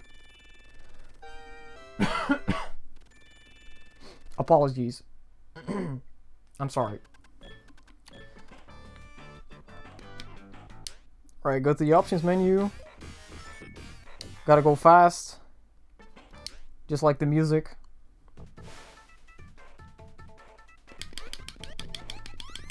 Yeah, this is an odd game, you know. This is completely not using the same engine as the other Sonic games, which is really a missed opportunity. Because I mean, if there's one game that got like that actually got the spinball, if there's one game that actually got pinball physics right, it's Sonic 1 and 2 and 3, you know? Like, Sonic 1 was really, I think, the first game to get that, to really nail the physics. And then there's this game, and it's like really wonky, and it's laggy, and the music is kind of odd, and I don't know. Like, it doesn't really even feel like a Sonic game, almost. But then again, this is the cartoon version of Sonic, and not the game version of Sonic. This is based on the Sonic the Hedgehog cartoon TV show. And, Robotnik's Mean Bean Machine is based on the Adventures of Sonic the Hedgehog TV show. So yeah, both of these Sonics are not like the others. Right. Come on. There we go.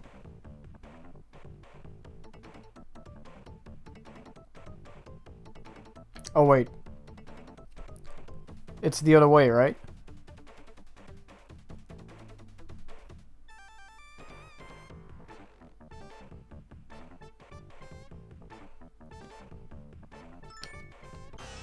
Like, just look at that fucking slowdown. It's so...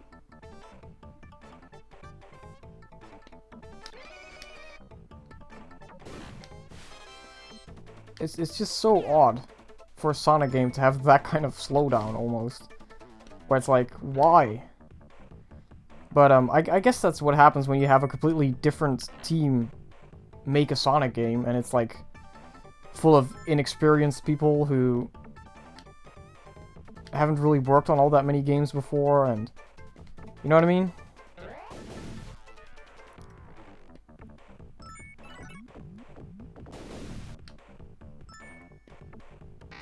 Oh, great.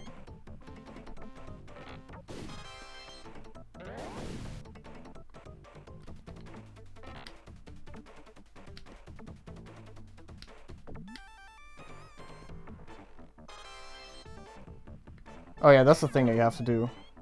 I forgot about that.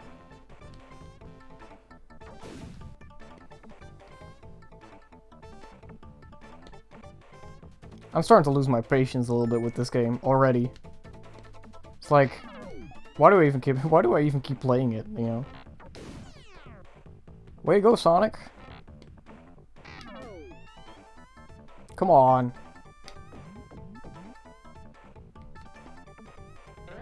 You want to beat the first level, that's all.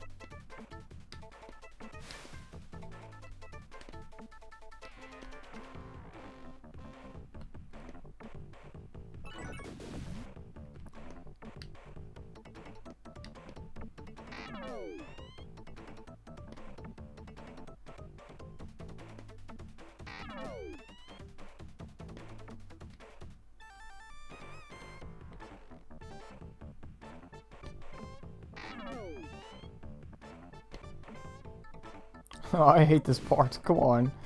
Help me out here. Yeah, clock alert.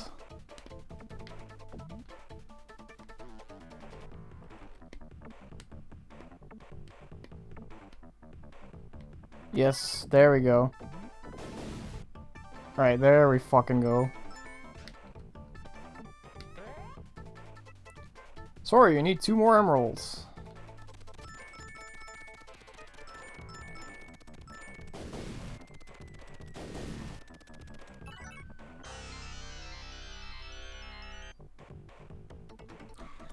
Alright, so 1 more emerald and then it's on to the boss fight.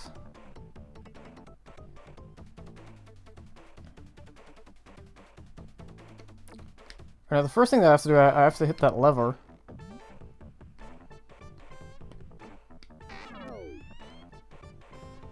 Which is probably going to take me forever because,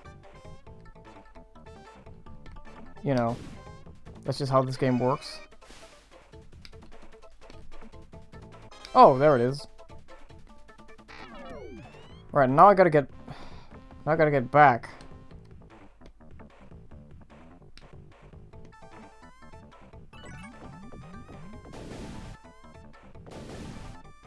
That's 1.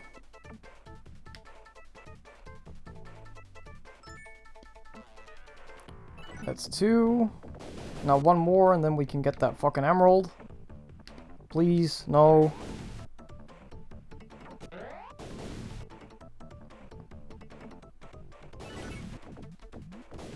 Shit. Alright. At least the door is open.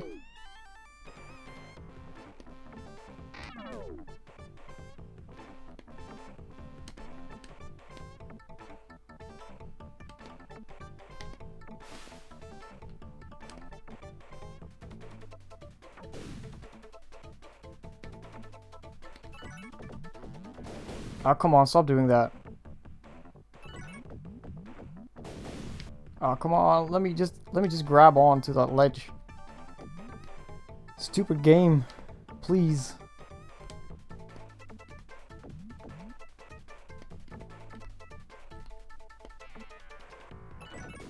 There we go.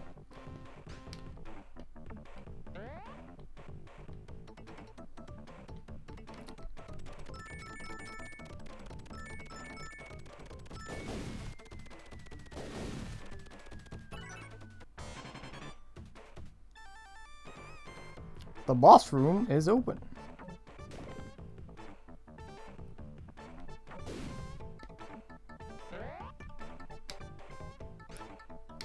Alright, this is always a weird jump. There we go. Alright, let's kill this asshole.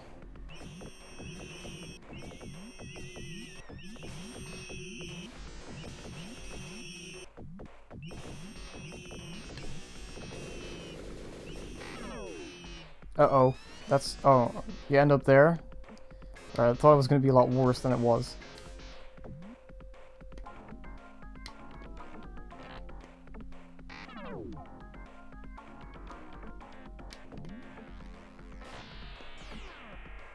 Come on, let's... No, don't do that. Oh, that actually works.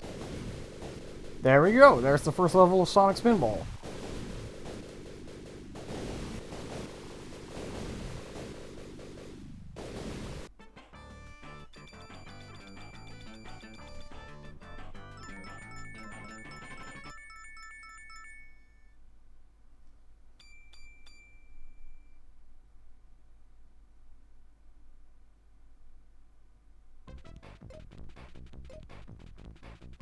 Once again, the music is way too fast.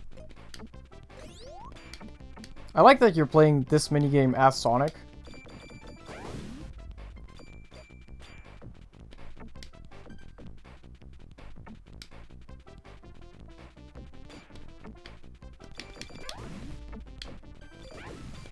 Shit.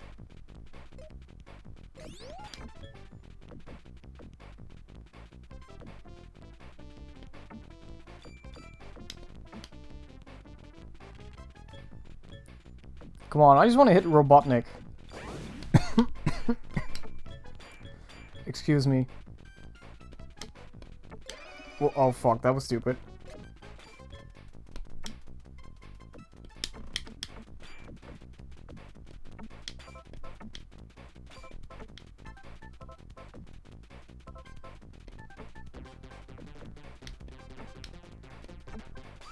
There we go.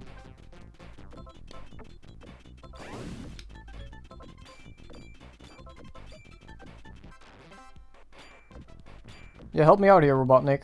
Please. Oh, there's one. Come on, just hit the other one.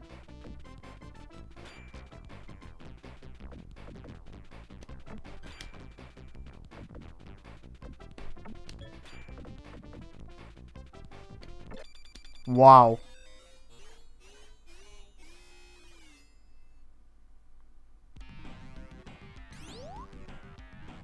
Right now, I was never even able to beat this level. I don't think I've ever played beyond this level. Because this is where the game gets a little hard, I think. And also, this is where it is time to quit this game. So yeah, that was Sonic Spinball.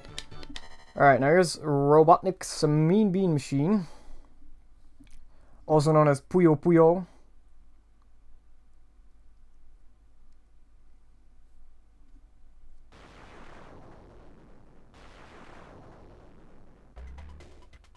Just look at that face. I'll have to give myself a promotion. It's that Robotnik, right? Pretty sure it's that version. Robotnik's Mean Meme Machine. Let's do it.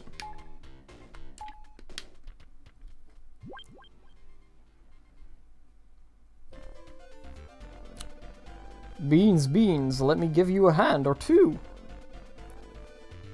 I've to prepare. Oh. I really gotta. I don't know why I'm reading this slow. Alright, now this is a cool game. Cool music. Fun gameplay. And Dr. Robotnik. What more would you want? Now, if you want to beat these other characters, then you gotta make combos. So there we go, and now I just need a red one. If it will give it to me. Guess not, huh?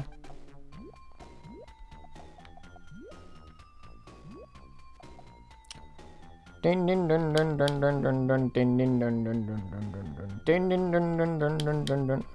is such a good game. Alright, give me some red ones, please. Oh, fuck.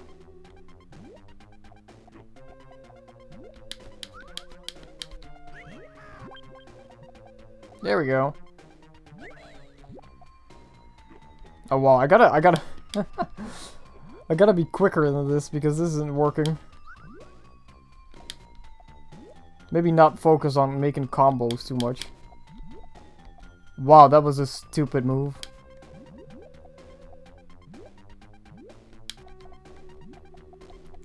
Am I actually gonna lose the first level, really?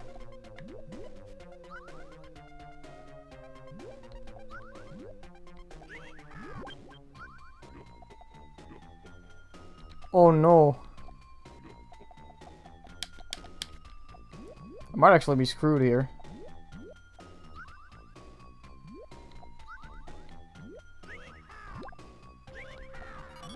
Wow, why is this guy so hard all of a sudden?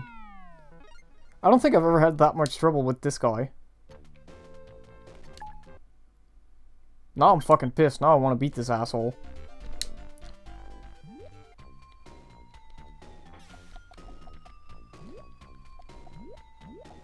Now you're gonna get it, you fucking bastard. Yeah, keep laughing. Keep laughing, I'm gonna get you.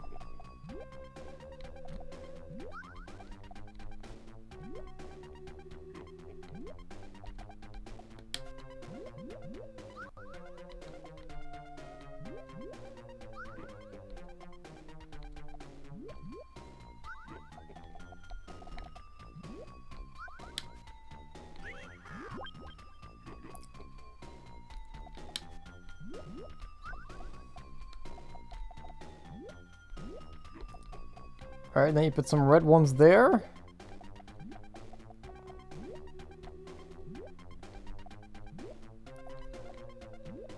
Now all I need is some green ones. That would be very useful.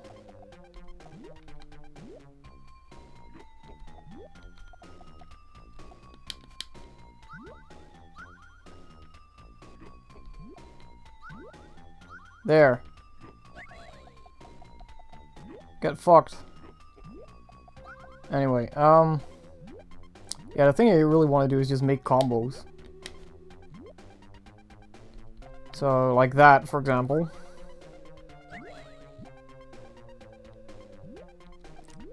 That's how you kill your opponents.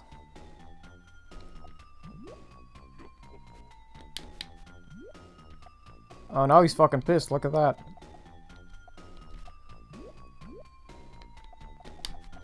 Oh fuck, what am I doing? What am I doing?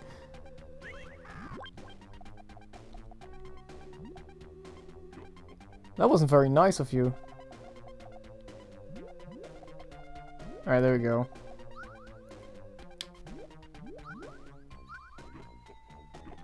Yo ho ho.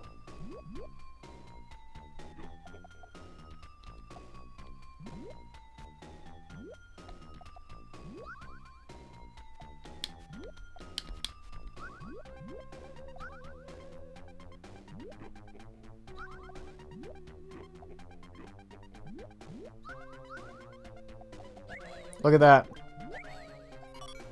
Now that should kill him off, I hope.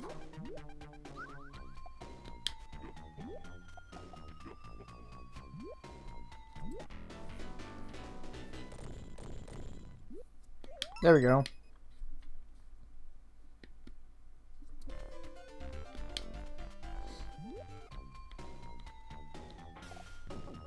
Oh yeah, I was supposed to check out all of these games, right?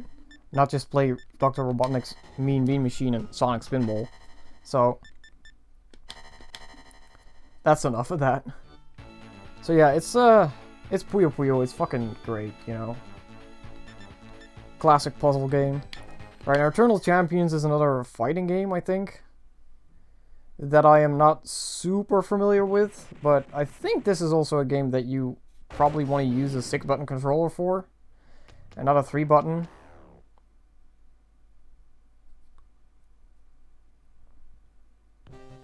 But yeah.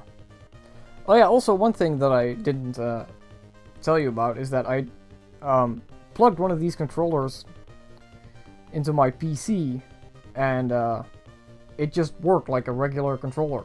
So, you know, if you've got a PC game, you can play it with a Mega Drive controller now, because these work on a PC, and I think it's pretty cool that they do. You know, I played Sega Mega Drive Classics with the 3-button controller, and it's great. you know? And, I think, this controller will be great for all kinds of relatively simple games. Like, I mean, you could play Sonic Mania with the 3-button Mega Drive controller now. I mean, isn't that pretty cool? I think it is.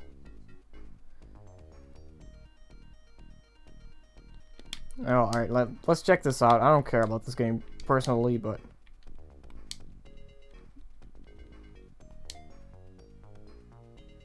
Shadow versus Shadow, alright.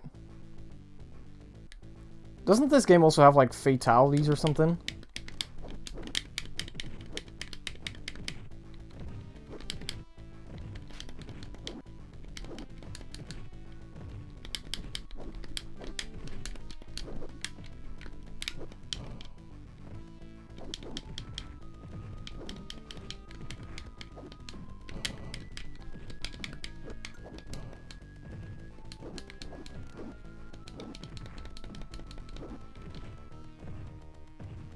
Yeah, just kill me, I don't care.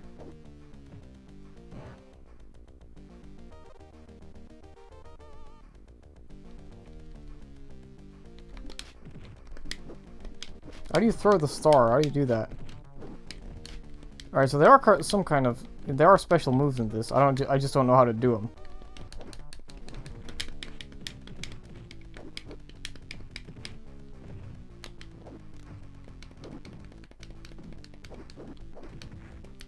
Wasn't there also a Mega CD version of this game or something? I think there was. Or was that a different game?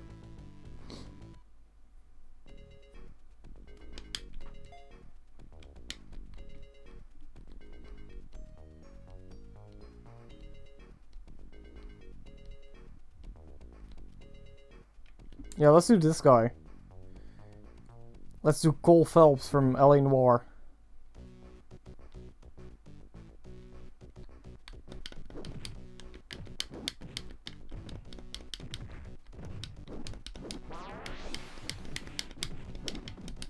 You know, I really have no idea how to play this game, to be honest with you. So I'm just gonna mash buttons and hope that I win.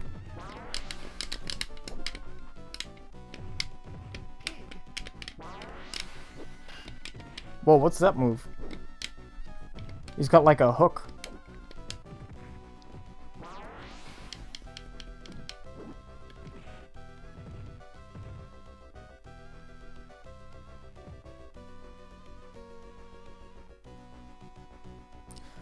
Well, this plays better than Rise of the Robots, I can tell you that much. But then again, most games play better than Rise of the Robots.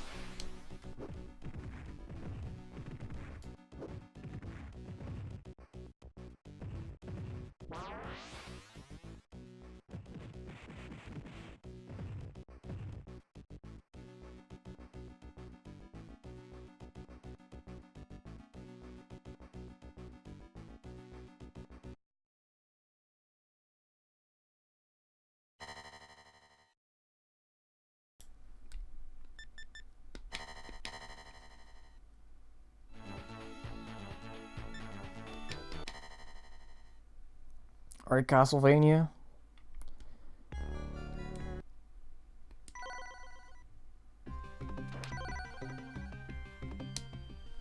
No, I want to actually... No. That's not what I wanted to do.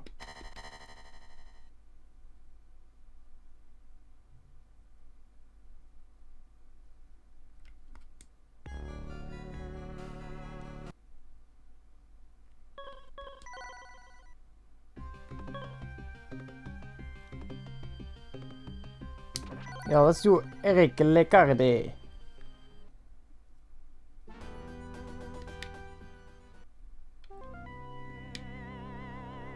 This is another pretty expensive game, if you want to buy a real copy of this game.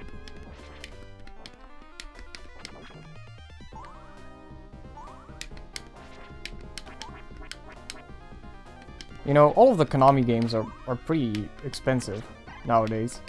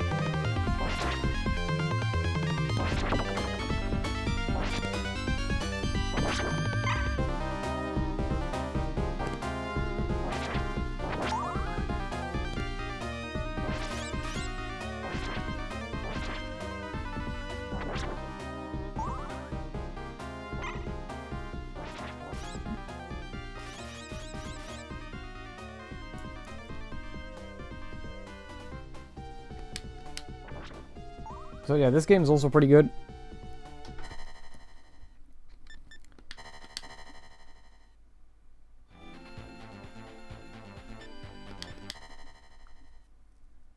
Then there's Dynamite Heady.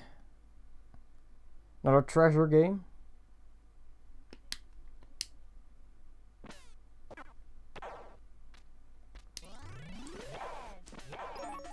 Which is also a pretty good game.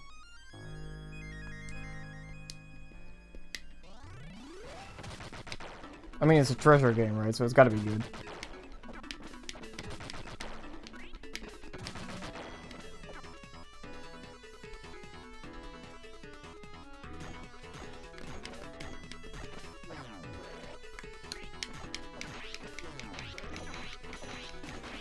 Oh, isn't this game also pretty hard? I think it is.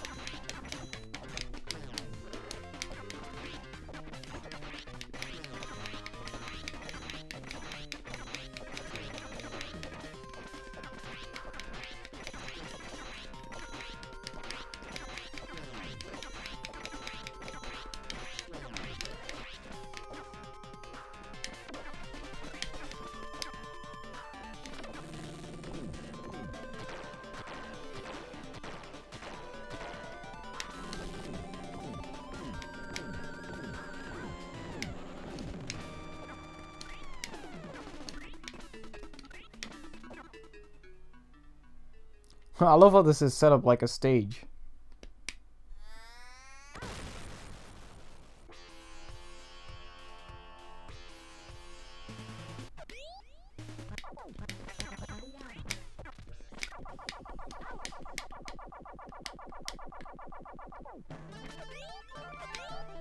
Such an odd game, this.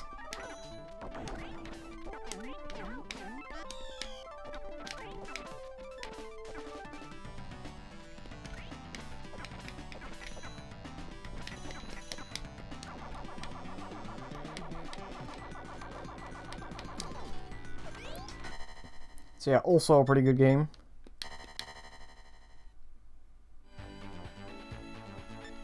Alright, then there's Mega Man.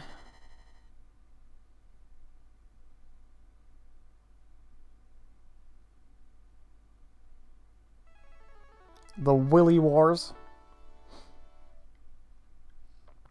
I know it's Wily, but I like to say Willy because that's funny.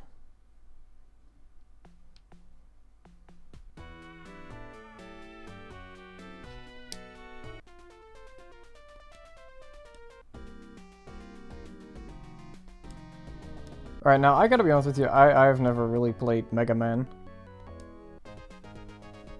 all that much. I'm not really familiar with the Mega Man games, but I know a lot of people love them.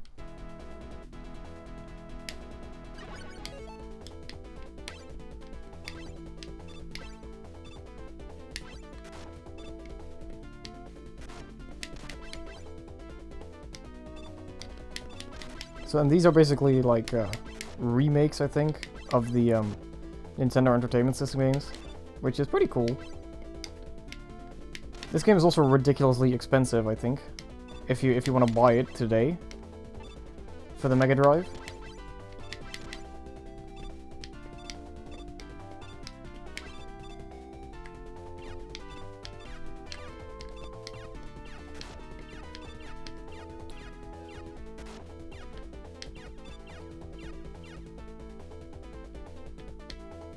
So yeah, it's Mega Man for the Mega Drive.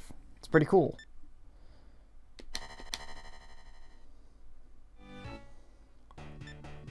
Alright, Earthworm Jim. Princess what's her name? So yeah, Earthworm Jim got his start on the Mega Drive. And I've heard people say that the best Earthworm Jim game is the Mega CD version, I think. Like, that's like still the best version of Earthworm Jim for some reason. It's got music by Tommy Tallarico, I think. Who is a pretty cool guy.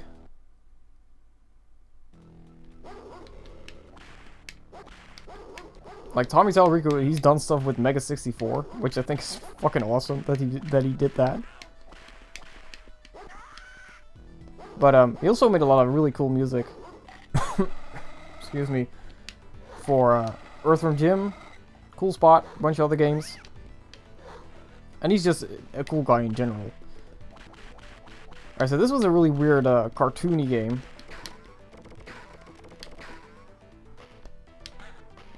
Wait, oh yeah, you gotta launch the cow.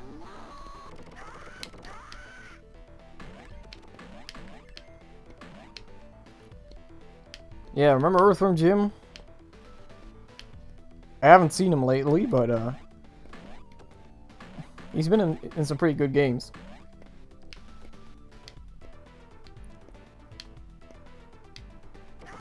I remember Earthworm Jim actually had like a cartoon show on TV. Like, that's actually where I remember Earthworm Jim from.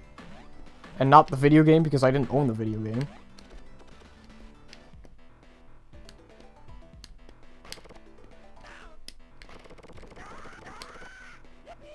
This is such a crazy game, like, with a weird sense of humor that I like. And really fluid animations for the time as well that you didn't really see very often.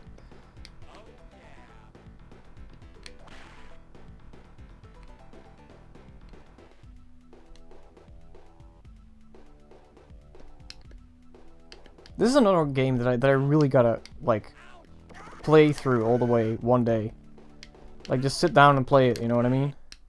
Wow, I'm dead, really. That's not good.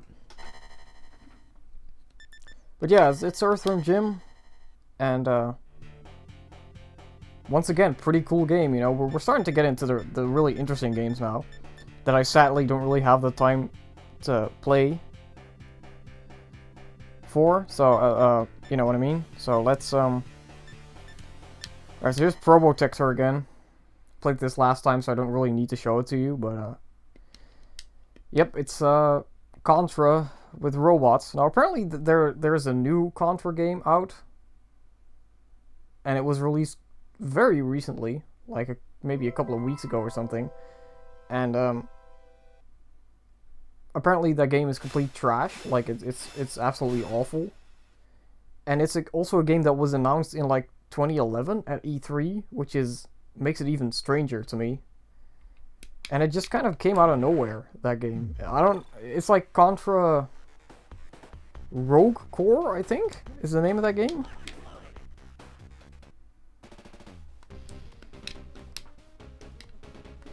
Oh, I can't skip this, of course.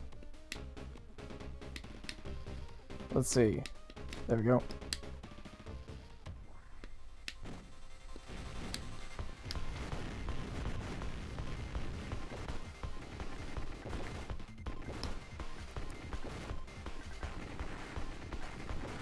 Love this game. Just look at these explosions. They're amazing. They're wonderful.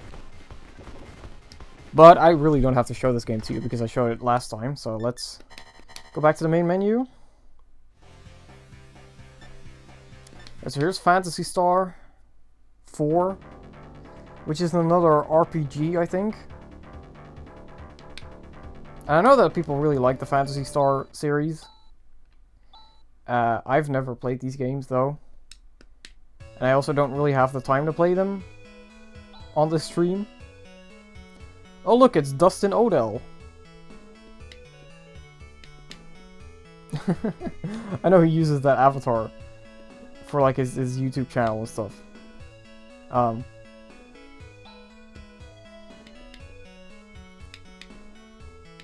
yeah, if you're into these type of games, then I'm sure they're really good. But I don't know. I always have a hard time getting into these type of games.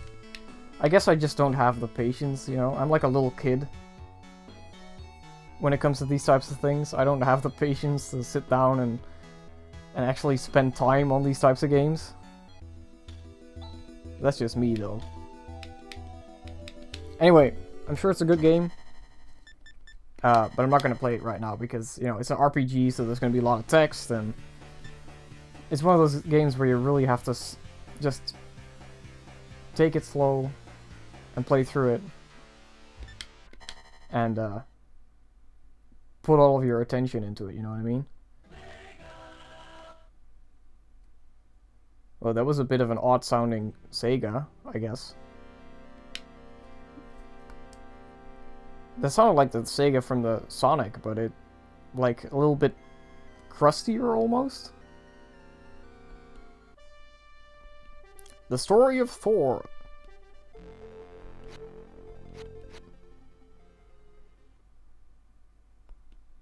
Also not a game that I'm very familiar with. So, I really don't know much about this game, to be honest with you. What kind of game is this? Do I talk to people? Do I kill them?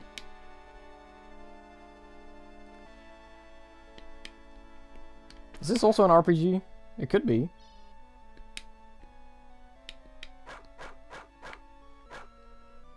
Get over here, dog. Doggy.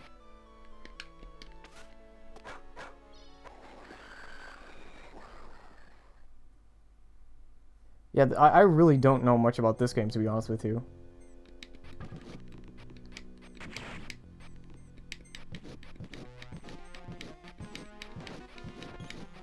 But so far it reminds me of like Goof Troop or something. Remember that game?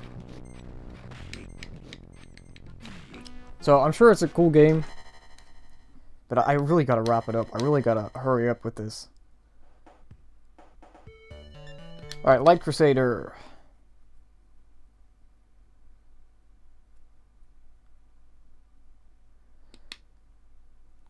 Another treasure game, huh? Damn. Wait, is this another RPG? I shall have my revenge for what they have all done to me. I shall never forgive them.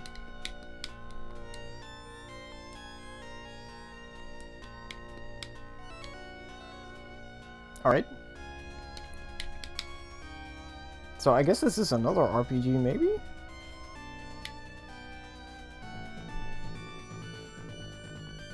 I am David, a swordsman in the service of King Frederick. I was weary of endless battle when the king invited me to take a holiday in the nearby Green Row. Alright, can we skip this, please? I guess not, huh?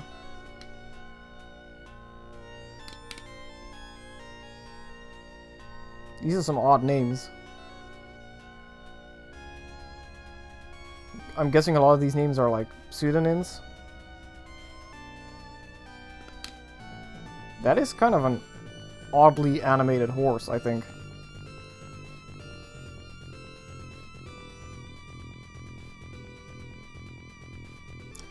You know, why isn't Crystal's ponytail on here? Come on, Sega. Where's Crystal's ponytail? Why isn't this on there? That was such an awesome game, Crystal's Ponytail. You could beat the game just by holding right, pretty much. So yeah, I guess this is another RPG. I didn't know there was this many RPGs on here. And I don't really have the time for this, unfortunately. But yeah, I mean, I am noticing a lot of really interesting looking games, like in these bottom rows here. I'd say that overall, the selection of games, it's not bad, you know, it's actually pretty good. So here's Comic Zone. Comic Zone is fucking awesome. Also a game where you really want to play it with a 6-button controller and not a 3-button, but that's okay. Game has awesome music and a cool art style. And it's also a beat 'em up.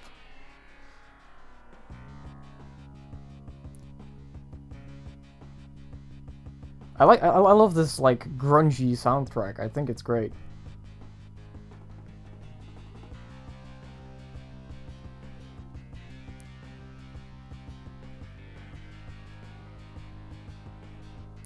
So yeah, the drawings come alive and they trap the artist inside of the comic book. That's basically the story of this game. Whoa!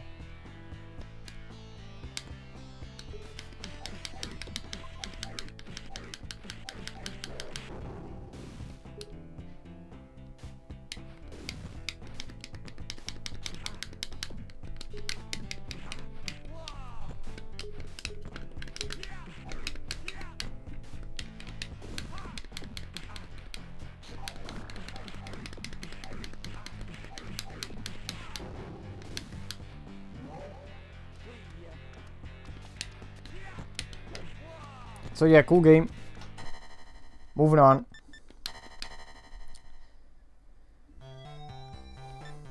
Alright, so here's Vector Man. Whoa! Alright, Vector Man's also pretty cool.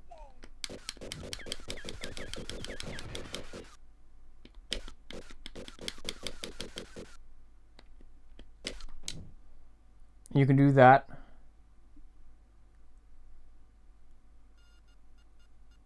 Vector Man also has really fucking cool music. Sadly, Vector Man is another one of those characters that's just, like, dead. Similar to Echo and Rystar and Alex Kidd and plenty of other characters. Right, now the storyline in this game is actually really depressing if you actually spend the time to read all of it. But, yeah, this was also a very advanced game for the Mega Drive. Just look at those flags, you know?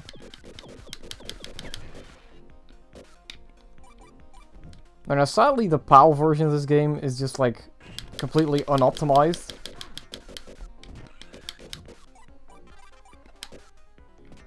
Which is kind of odd for a game that was released that late into the Mega Drive's life cycle. But yeah, this is a cool game. It's got a lot of those, like, dithering effects that I love.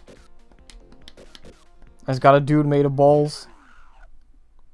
And it's not Balls 3D, so... As long as it's not Balls 3D, then it's acceptable, right? Because Balls 3D sucks. Balls.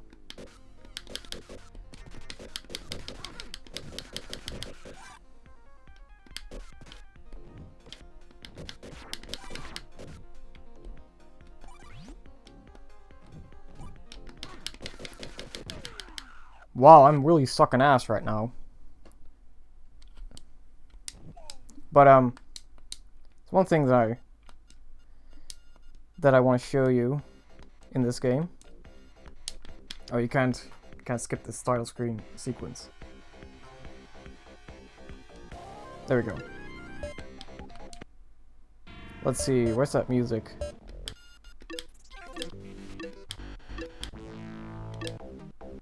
Yeah.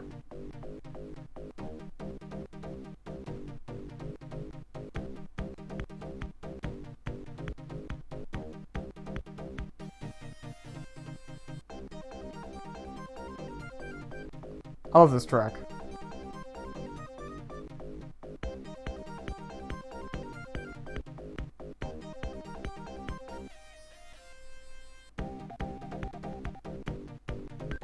Alright, that's enough. So yeah, that's Vector Man.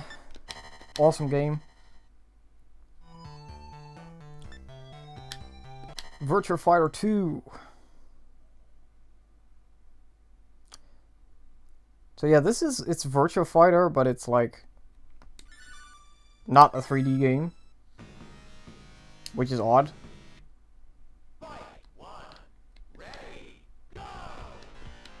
But it's still got that weird jumping.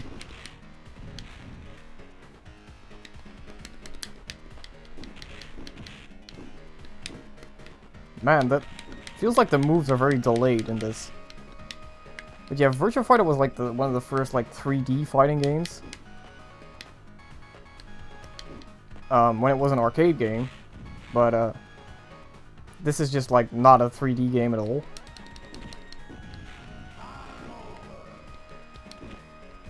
It's got that crazy jumping.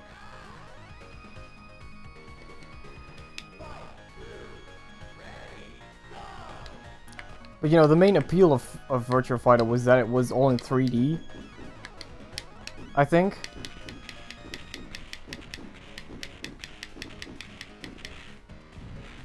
And this game just isn't in 3D at all. Like, it does that thing with where the floor kind of is sort of 3D, but not really. But yeah, I mean, it's Virtua Fighter. And I don't really have much more to say about this game, to be honest with you. Try to challenge me in 10 years if you dare.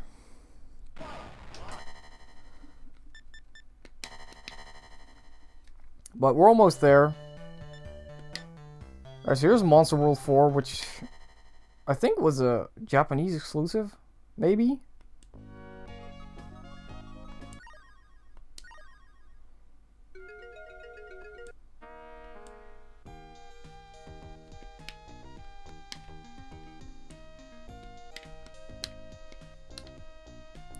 What are you doing out here? What? You sense that someone needs your help? Already pretending to be a warrior, I see. Well, let's head back. Everyone's waiting. Gotta be honest with you, I'm not super familiar with this game. I don't think I've ever played it before, so... It looks pretty cool.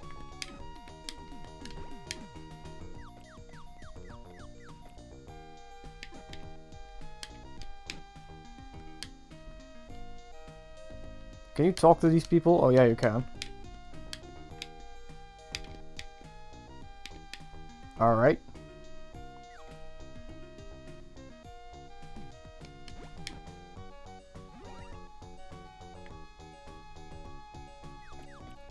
A pretty cool looking game.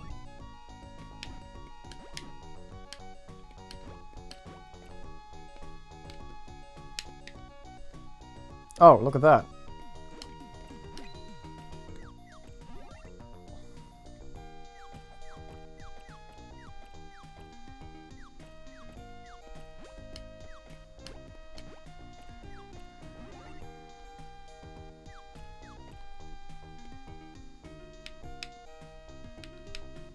Wait, is this a save point?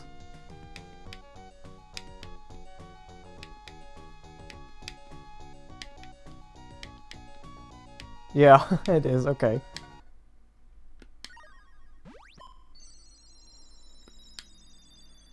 That's pretty cool. Alright, time to move on.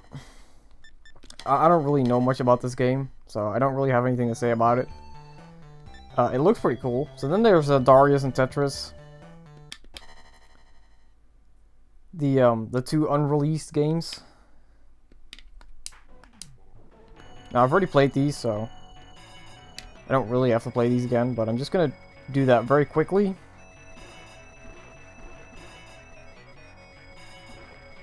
And then I'm gonna wrap it up. Because this stream has gone on for long enough. I mean, I've kind of ran out of things to say, actually. Like, the last couple of games, I don't know, I just didn't really have much to say about them. Other than they're pretty cool games. You know?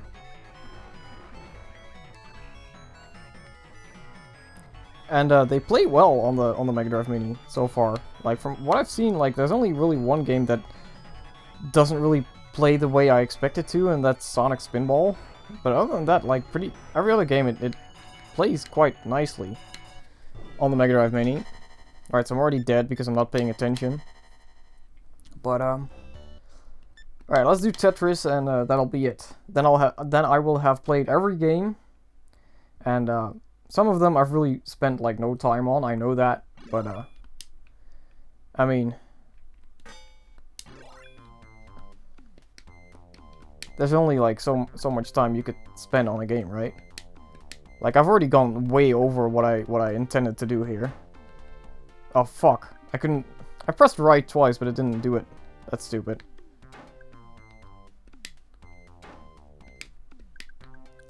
So yeah, it's Tetris. And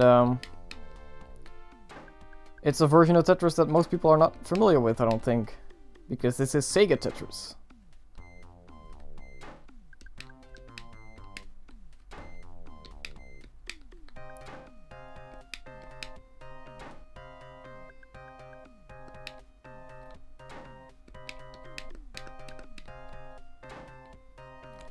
Yeah, give me one of those long ones. That's what I need.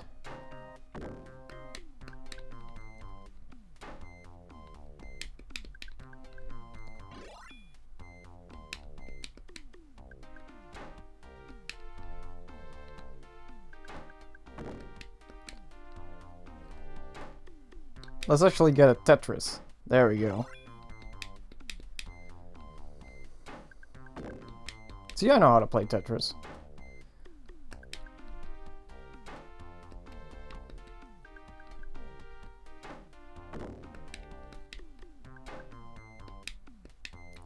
There are times when I don't play Tetris for years, and then all of a sudden I'm like, oh yeah, Tetris. That's a cool game.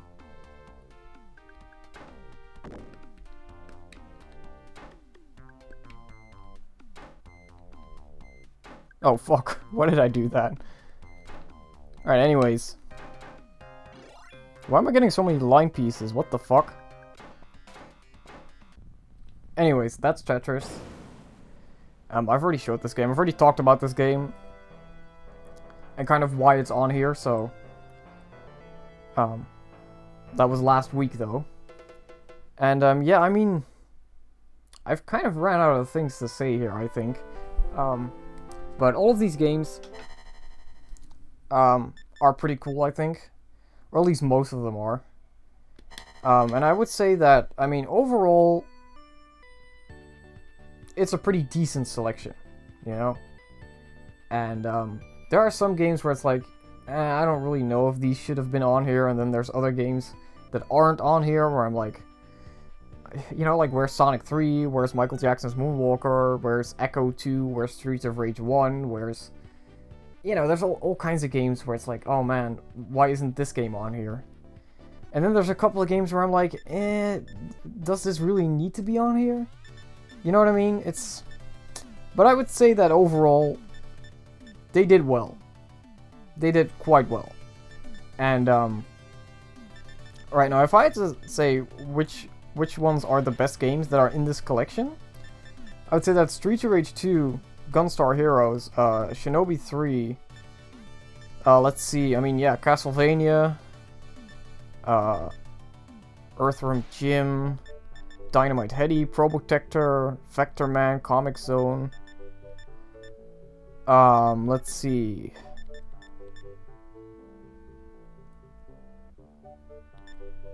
You know, Echo and the Sonic games. Those are probably the best games that are on here.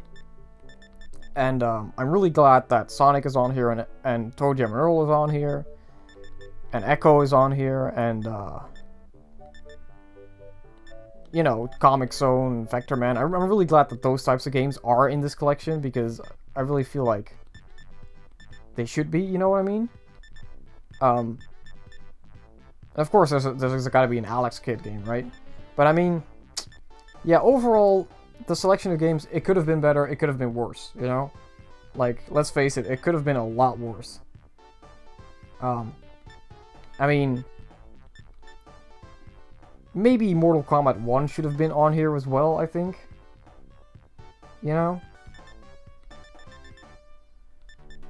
Or, you know, I don't know. I'm thinking of games that I feel like maybe they should have been on here, but they're not. And off the top of my head, you know, Sonic 3 and Knuckles, obviously. Moonwalker. Rystar.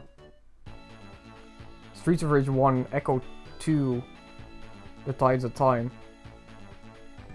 I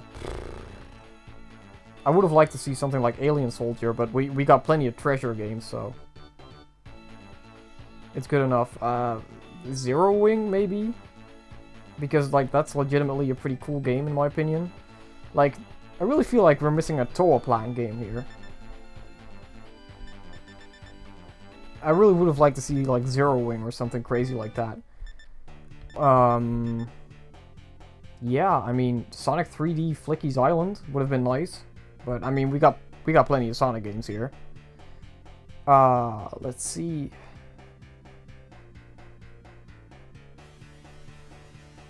There's no Outrun games. Yeah, there's no Outrun games, that's right. And, I really think there should have been at least one Outrun game on here. Probably not Turbo Outrun, because that game kind of sucks, but I mean, there's gotta be like at least one good Outrun game on the Mega Drive, right? Like, there's just Outrun, there's Turbo Outrun, there's Outrunners, I think. Outrunners 2019 or whatever that game is called. Like, you know, would have liked to see something like that.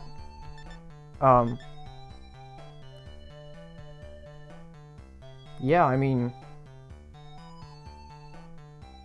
I can't think of anything else as of right now where it's like, oh yeah, that game should have been on here, but it's not. Maybe like Aladdin or something? I don't know. Or Toy Story. One of those, like, Disney games.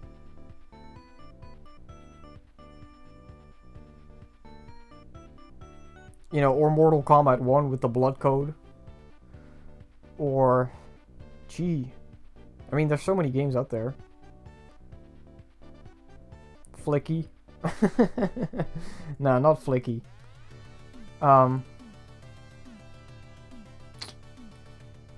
Yeah, I mean,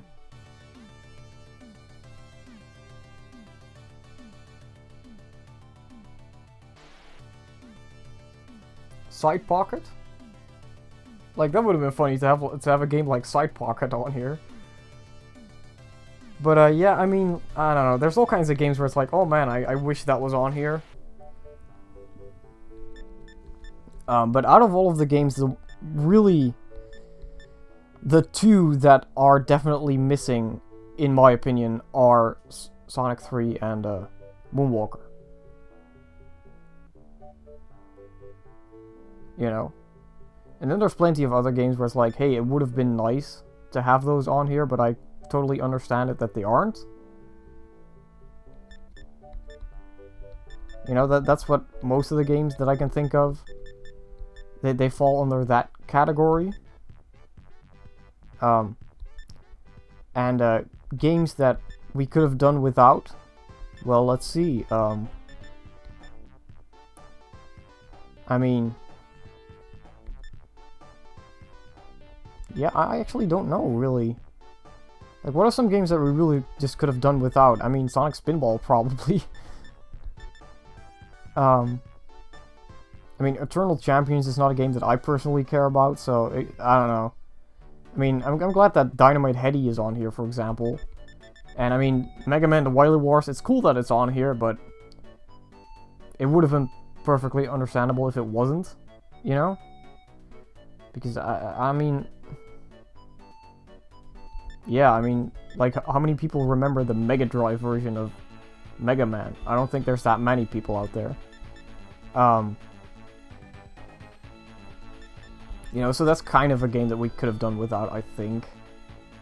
I mean, Virtua Fighter 2, in my opinion, is kind of a game that we could have done without.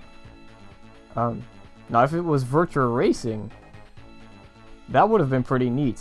If they got Virtua Racing instead of Virtua Fighter. But, I guess they couldn't emulate the 3D chip or whatever.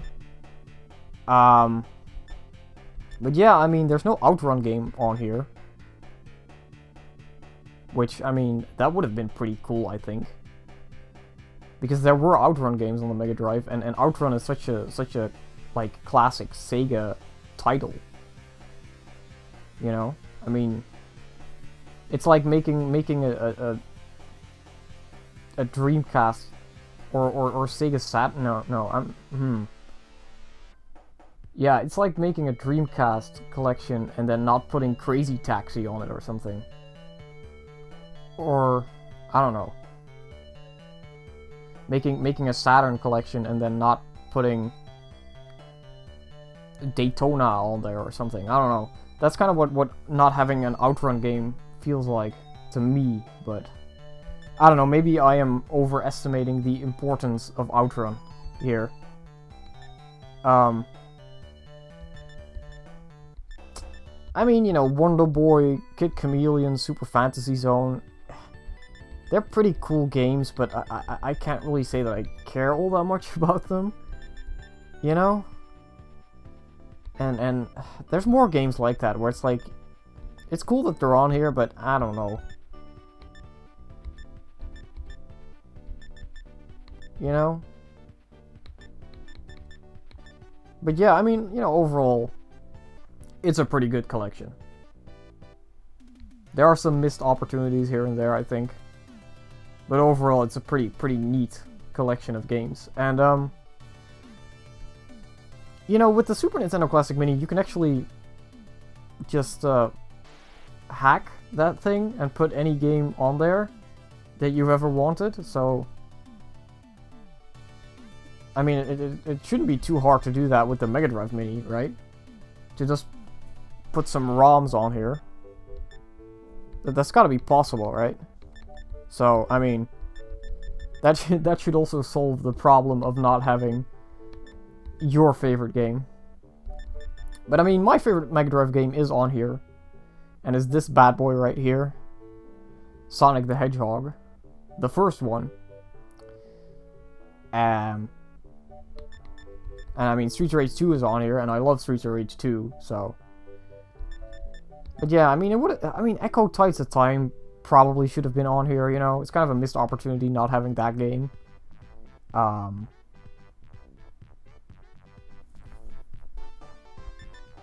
yeah, I mean, I'm trying to think of things, of games that are really missing. You know, where it's like, fuck, why aren't those games on here? And really, I mean, Sonic 3 and Michael Jackson's Moonwalk are like the only two that I can think of right now. And there's probably more than that, you know? There's probably more than that, but those are really the only two where it's like, fuck, those two really should have been on here. And they're not. And yeah, I mean... There's so many games where it's like, it would have been neat to have those, but I still perfectly understand it that they aren't on here. You know what I mean?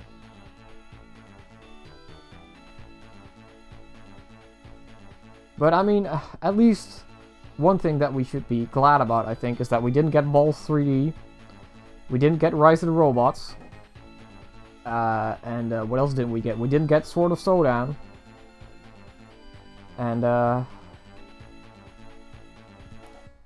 we didn't get Pit Fighter, so, I mean, hey. Those could have been on there. And then everyone would have been pissed, I think. You know, I mean, ToeJam and Earl 2 could have been on here as well, I guess. But I'm glad they went with the original, I think. I think that's a more interesting game than the second one.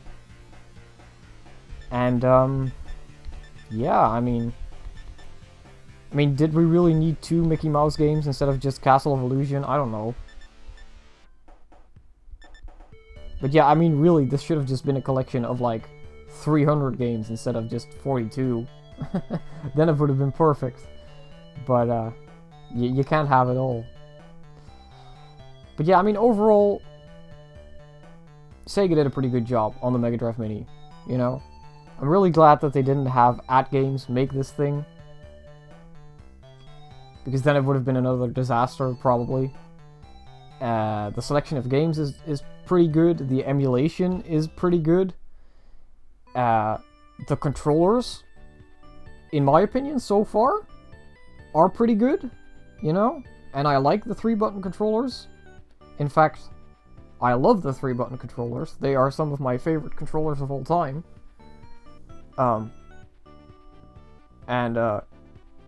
You can use these controllers on a PC. So, you know, hey, if I want to play, like, I don't know, the Sonic CD remake, or Sonic Mania on PC, or any other, like, straightforward 2D platformer, or, you know, like Rayman Legends, I don't know. You could play it with this controller. And it'll probably be fucking awesome. You know?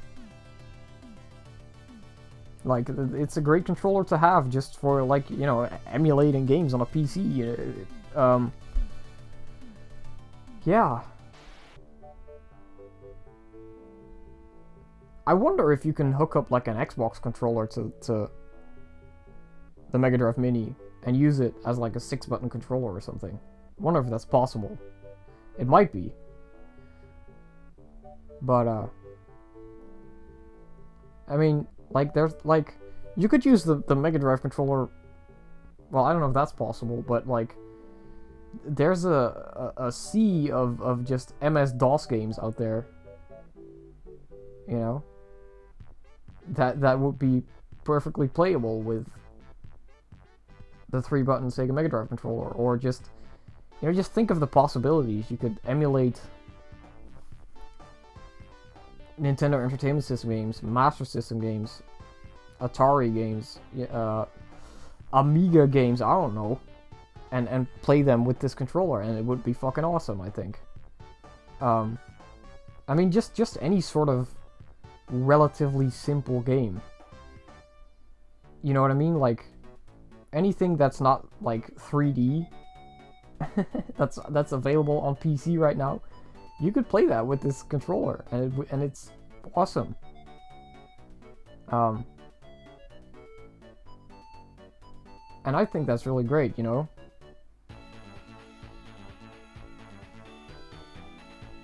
But yeah, I mean, like, just a Sonic CD remake, or Sonic Mania or something.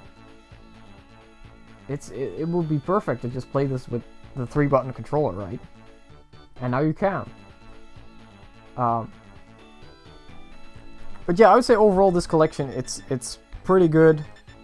And I think the quality of the Mega Drive Mini, the way that it looks, the way that it feels, is pretty damn good. The controllers are pretty good so far, you know? I read some things online where people were saying, oh, the quality of the controllers isn't really all that good, but I don't know, I haven't really had any issues with them. And, you know, everything, they look like regular old Sega Mega Drive controllers. So, can't go wrong there. And, yeah, the Mega Drive Mini, I mean, looking at the thing right now, it's got everything. It's got the volume slider, it's got the on and off switch, it's got the reset button. It says Mega Drive Sega on the front, 16-bit, all of that. I really think Sega did a pretty good job with this thing, you know? So, yeah, overall, I'm very pleased, actually. Yeah, the only complaint, I guess, is that, oh, we got the 3-button controller instead of the 6-button controller, but for me, that's not really an issue. to be perfectly honest with you. And I guess the selection of games could have been a little bit better, you know? But I'm gonna have to think about it a little bit more before I really have a sort of a conclusion, I think, of how I feel about the Mega Drive Mini. But I would say that overall, it's a pretty neat little device, you know? And it looks great. And I fucking love the Sega Mega Drive, you know? Just, the Sega Mega Drive is one of my favorite video game consoles. I just love that thing. And I'm glad that we got a miniature console that actually isn't garbage, you know? I'm glad that we got a miniature console that is actually pretty good. So yeah, that's really all I have to say about the Mega Drive Mini, you know?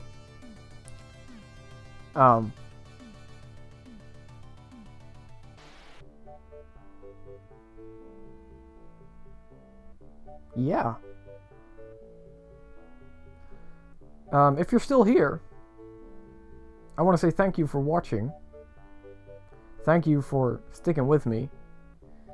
I know some parts of this must have been a little bit boring for most viewers, but if you're still here, I love you. And I want to thank you for watching. And we'll see each other again someday. On the next Mega Drive Hour, or whatever it is that I'm gonna stream next. And, that's it, I guess. Let's see, should we end with a game?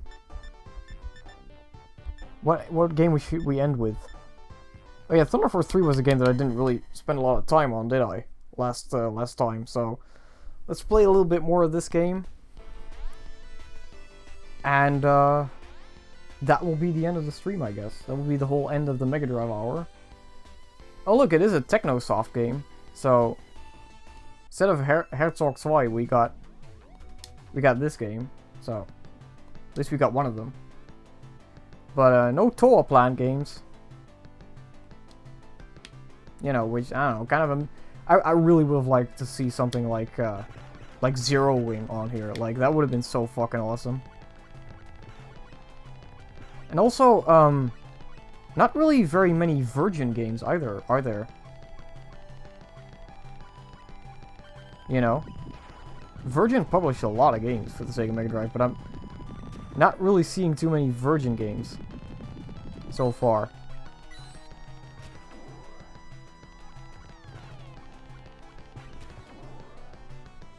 Man, I'm really playing like shit. I'm I'm really not paying attention to the game at all. You know what? Let's just end it here because it's not getting any better, trust me. Hey. Thank you for watching. Goodbye.